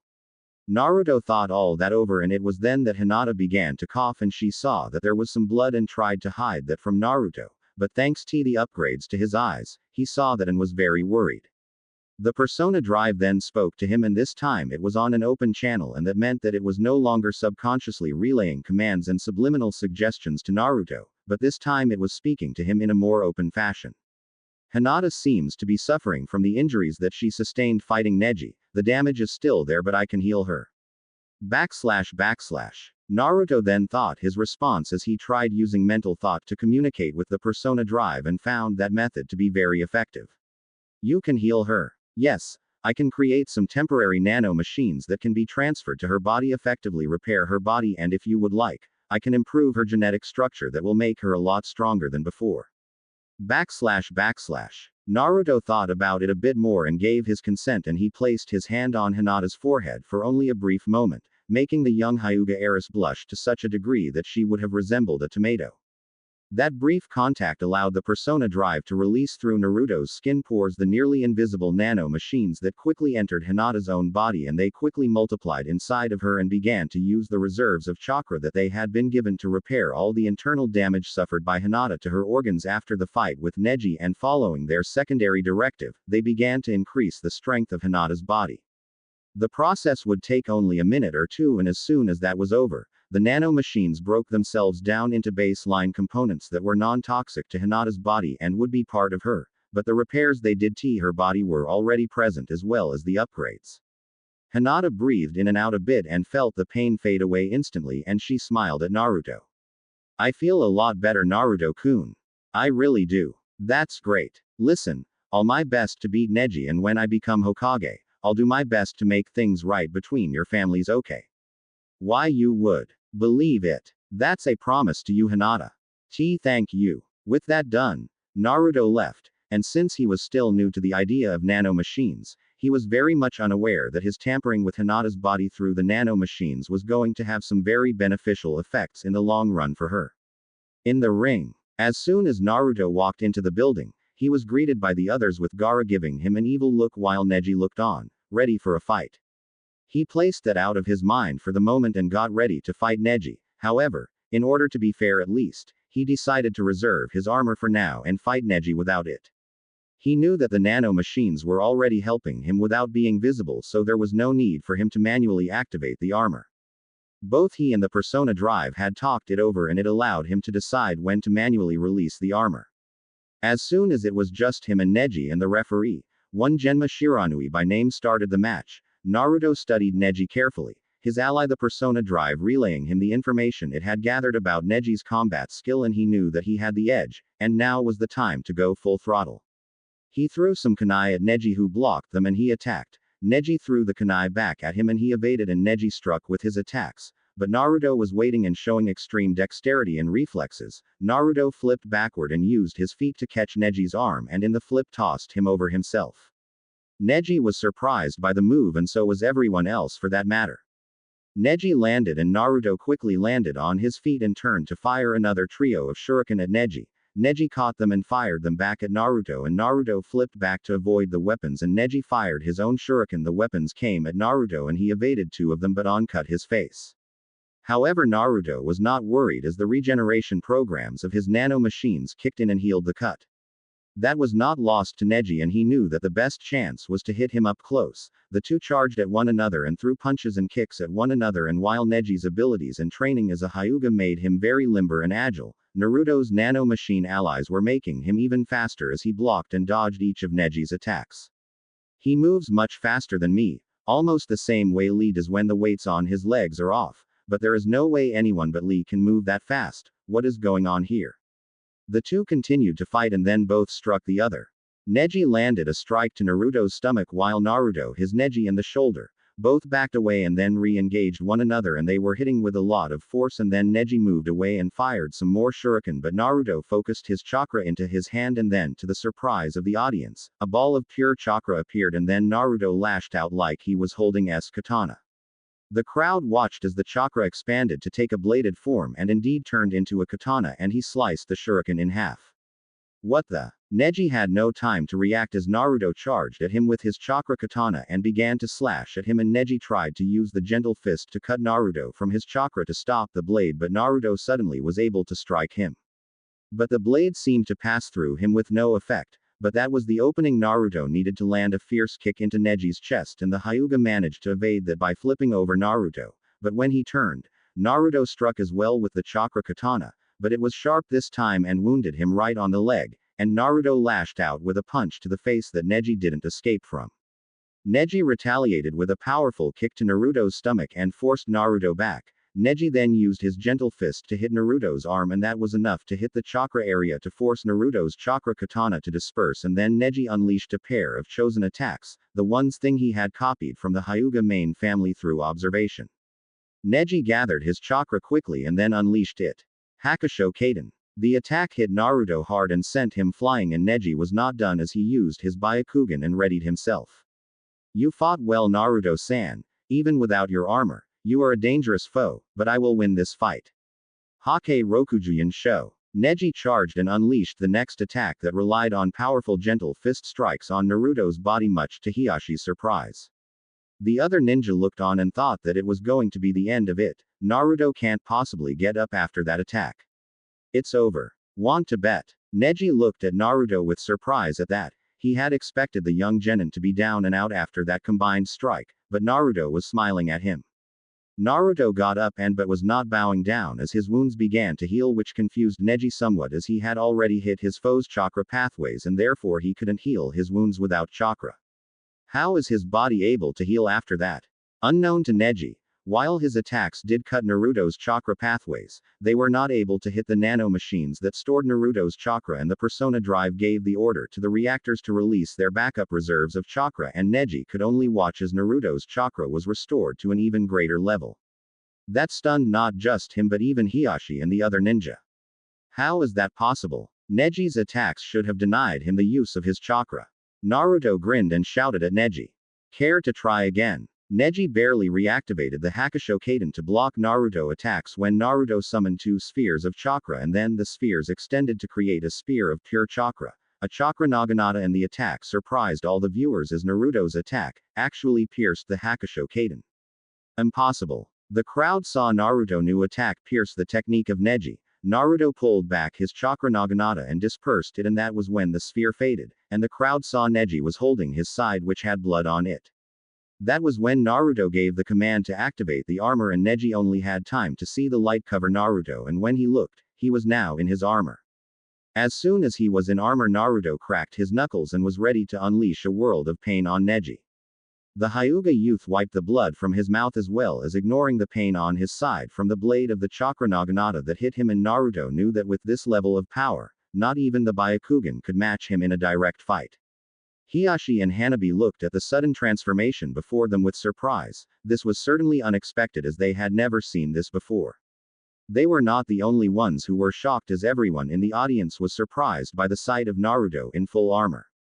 However, Naruto decided to try a special program that he had cooked up. Time to use that program. Are you sure of that order you gave me, Naruto? This has yet to be properly tested in a controlled setting. // I am. No sense not letting be sent into a trial by fire. All right then. // Uploading Fusion Combat Persona Program. Loading. Loading complete. Kyuubi, Naruto Persona loaded. Accessing Kyuubi Chakra Reserve. Access complete. Activating Armor Transformation Mode. // The Kyuubi was ecstatic at this as he finally allowed his chakra to flow out and it was used by Naruto and the Persona Drive. Finally some action. In the ring, Neji was about to make his next move when he saw something that stopped him cold in his tracks. What the heck is this?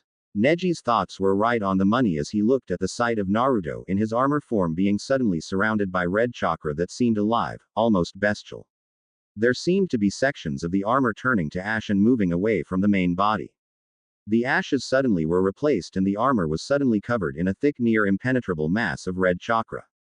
What the heck? Everyone was looking at the sight with shock, and the Hokage could only watch as well as the Kazekage as the red sphere engulfed Naruto in his armored form. The Jonin were not all that shocked seeing the armor, but this was utterly unexpected. Gaara and his siblings were stunned as well as Baki, and a certain ninja watched the situation play out before him while wearing an Anbu mask. Naruto's voice was then heard as the sphere glowed even more. It's show time. The ground around the sphere cracked and exploded outward as weaves of pure chakra were unleashed everywhere as Neji covered his face and so did Genma. It was then that the sphere dropped and Naruto appeared once more. But he was quite different now. Neji could only gasp in shock as he had no choice but to deactivate his Byakugan as the influx of pure chakra before him nearly blinded him, and just about everyone covered their eyes, even the Kazekage and the Hokage covered their eyes as the flash of light hit them. As soon as the light began to fade, the crowd looked into the arena and so did the others who were in the Chunin exams. And what they saw was enough to send them into a stupor. As Naruto was in the middle of a maelstrom of pure red chakra that revealed him in full armor, but with a vast difference. The once white, red and black armor was fully transformed and was now blood red, black, and with gold mixed in as well. The finger guards took a much more claw-like appearance and were bladed, meaning that a single swipe from Naruto's hands could wound any target he hit with those clawed hands. The helm had a more bestial design and took the form of a fox's head with ears.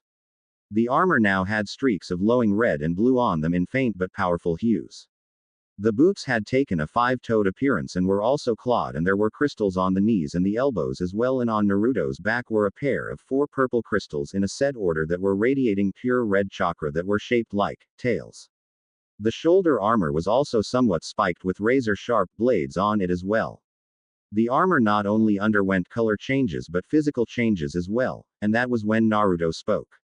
Here's something you've never faced before, Neji. In this form I am still me but different.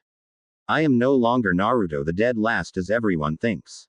Naruto in his new armor crouched down in a beast-like position that was taken by a predator which was about to tear into its prey and spoke. I am going to show you just what I can do. Neji could only prepare himself as best he could, though he had no choice but to lower the strength of his Byakugan lest he got himself blinded by the sheer power that was radiating from the armored blonde ninja. However, Naruto had been training with his bio armor and learning much from the Persona Drive and now decided to access a special feature and one he had custom built just for this purpose. Here's something I borrowed from Kiba. Hope you're ready for this. What is he saying? Naruto accessed his weapon and support options and found the one had specifically requested. And there in front of him was the access menu in his HUDs, and as soon as he saw it, he accessed it. Neji watched in shock as Naruto took off a portion of his red armor and tossed it to the ground, and to his eyes, the armor Naruto wore rebuilt and the other piece began to transform in a swirling light of blue and red chakra, and before him, the armor shard transformed into something that utterly surprised and shocked not just him, but everyone else. The armor grew a body, an elongated and lupine one, similar to a dog, and had 4 limbs on it with massive, razor-sharp claws, and has flowing lines of pure chakra on its body. The form was lithe and agile despite being a very large creature of metal, and its head appeared with 2 glowing blue eyes, and the face was in the form of a fox complete with the long ears, and there on the back, their 9 tails which were also covered in chakra. The metallic creature created from Naruto's armor turned to stand behind its master and growled at Neji, and then Naruto replied. Kiba has Akamaru for a partner, and now here is mine. Meet my cyber fox. The metallic fox with 9 tails roared at Neji, and now both it and Naruto were ready for one hell of a fight. Everyone in the arena's audience was shocked nigh out of their wits, and many looked at the metallic fox with utter disbelief. Naruto, however, was more than ready as he and Cyber Fox ally charged at Neji.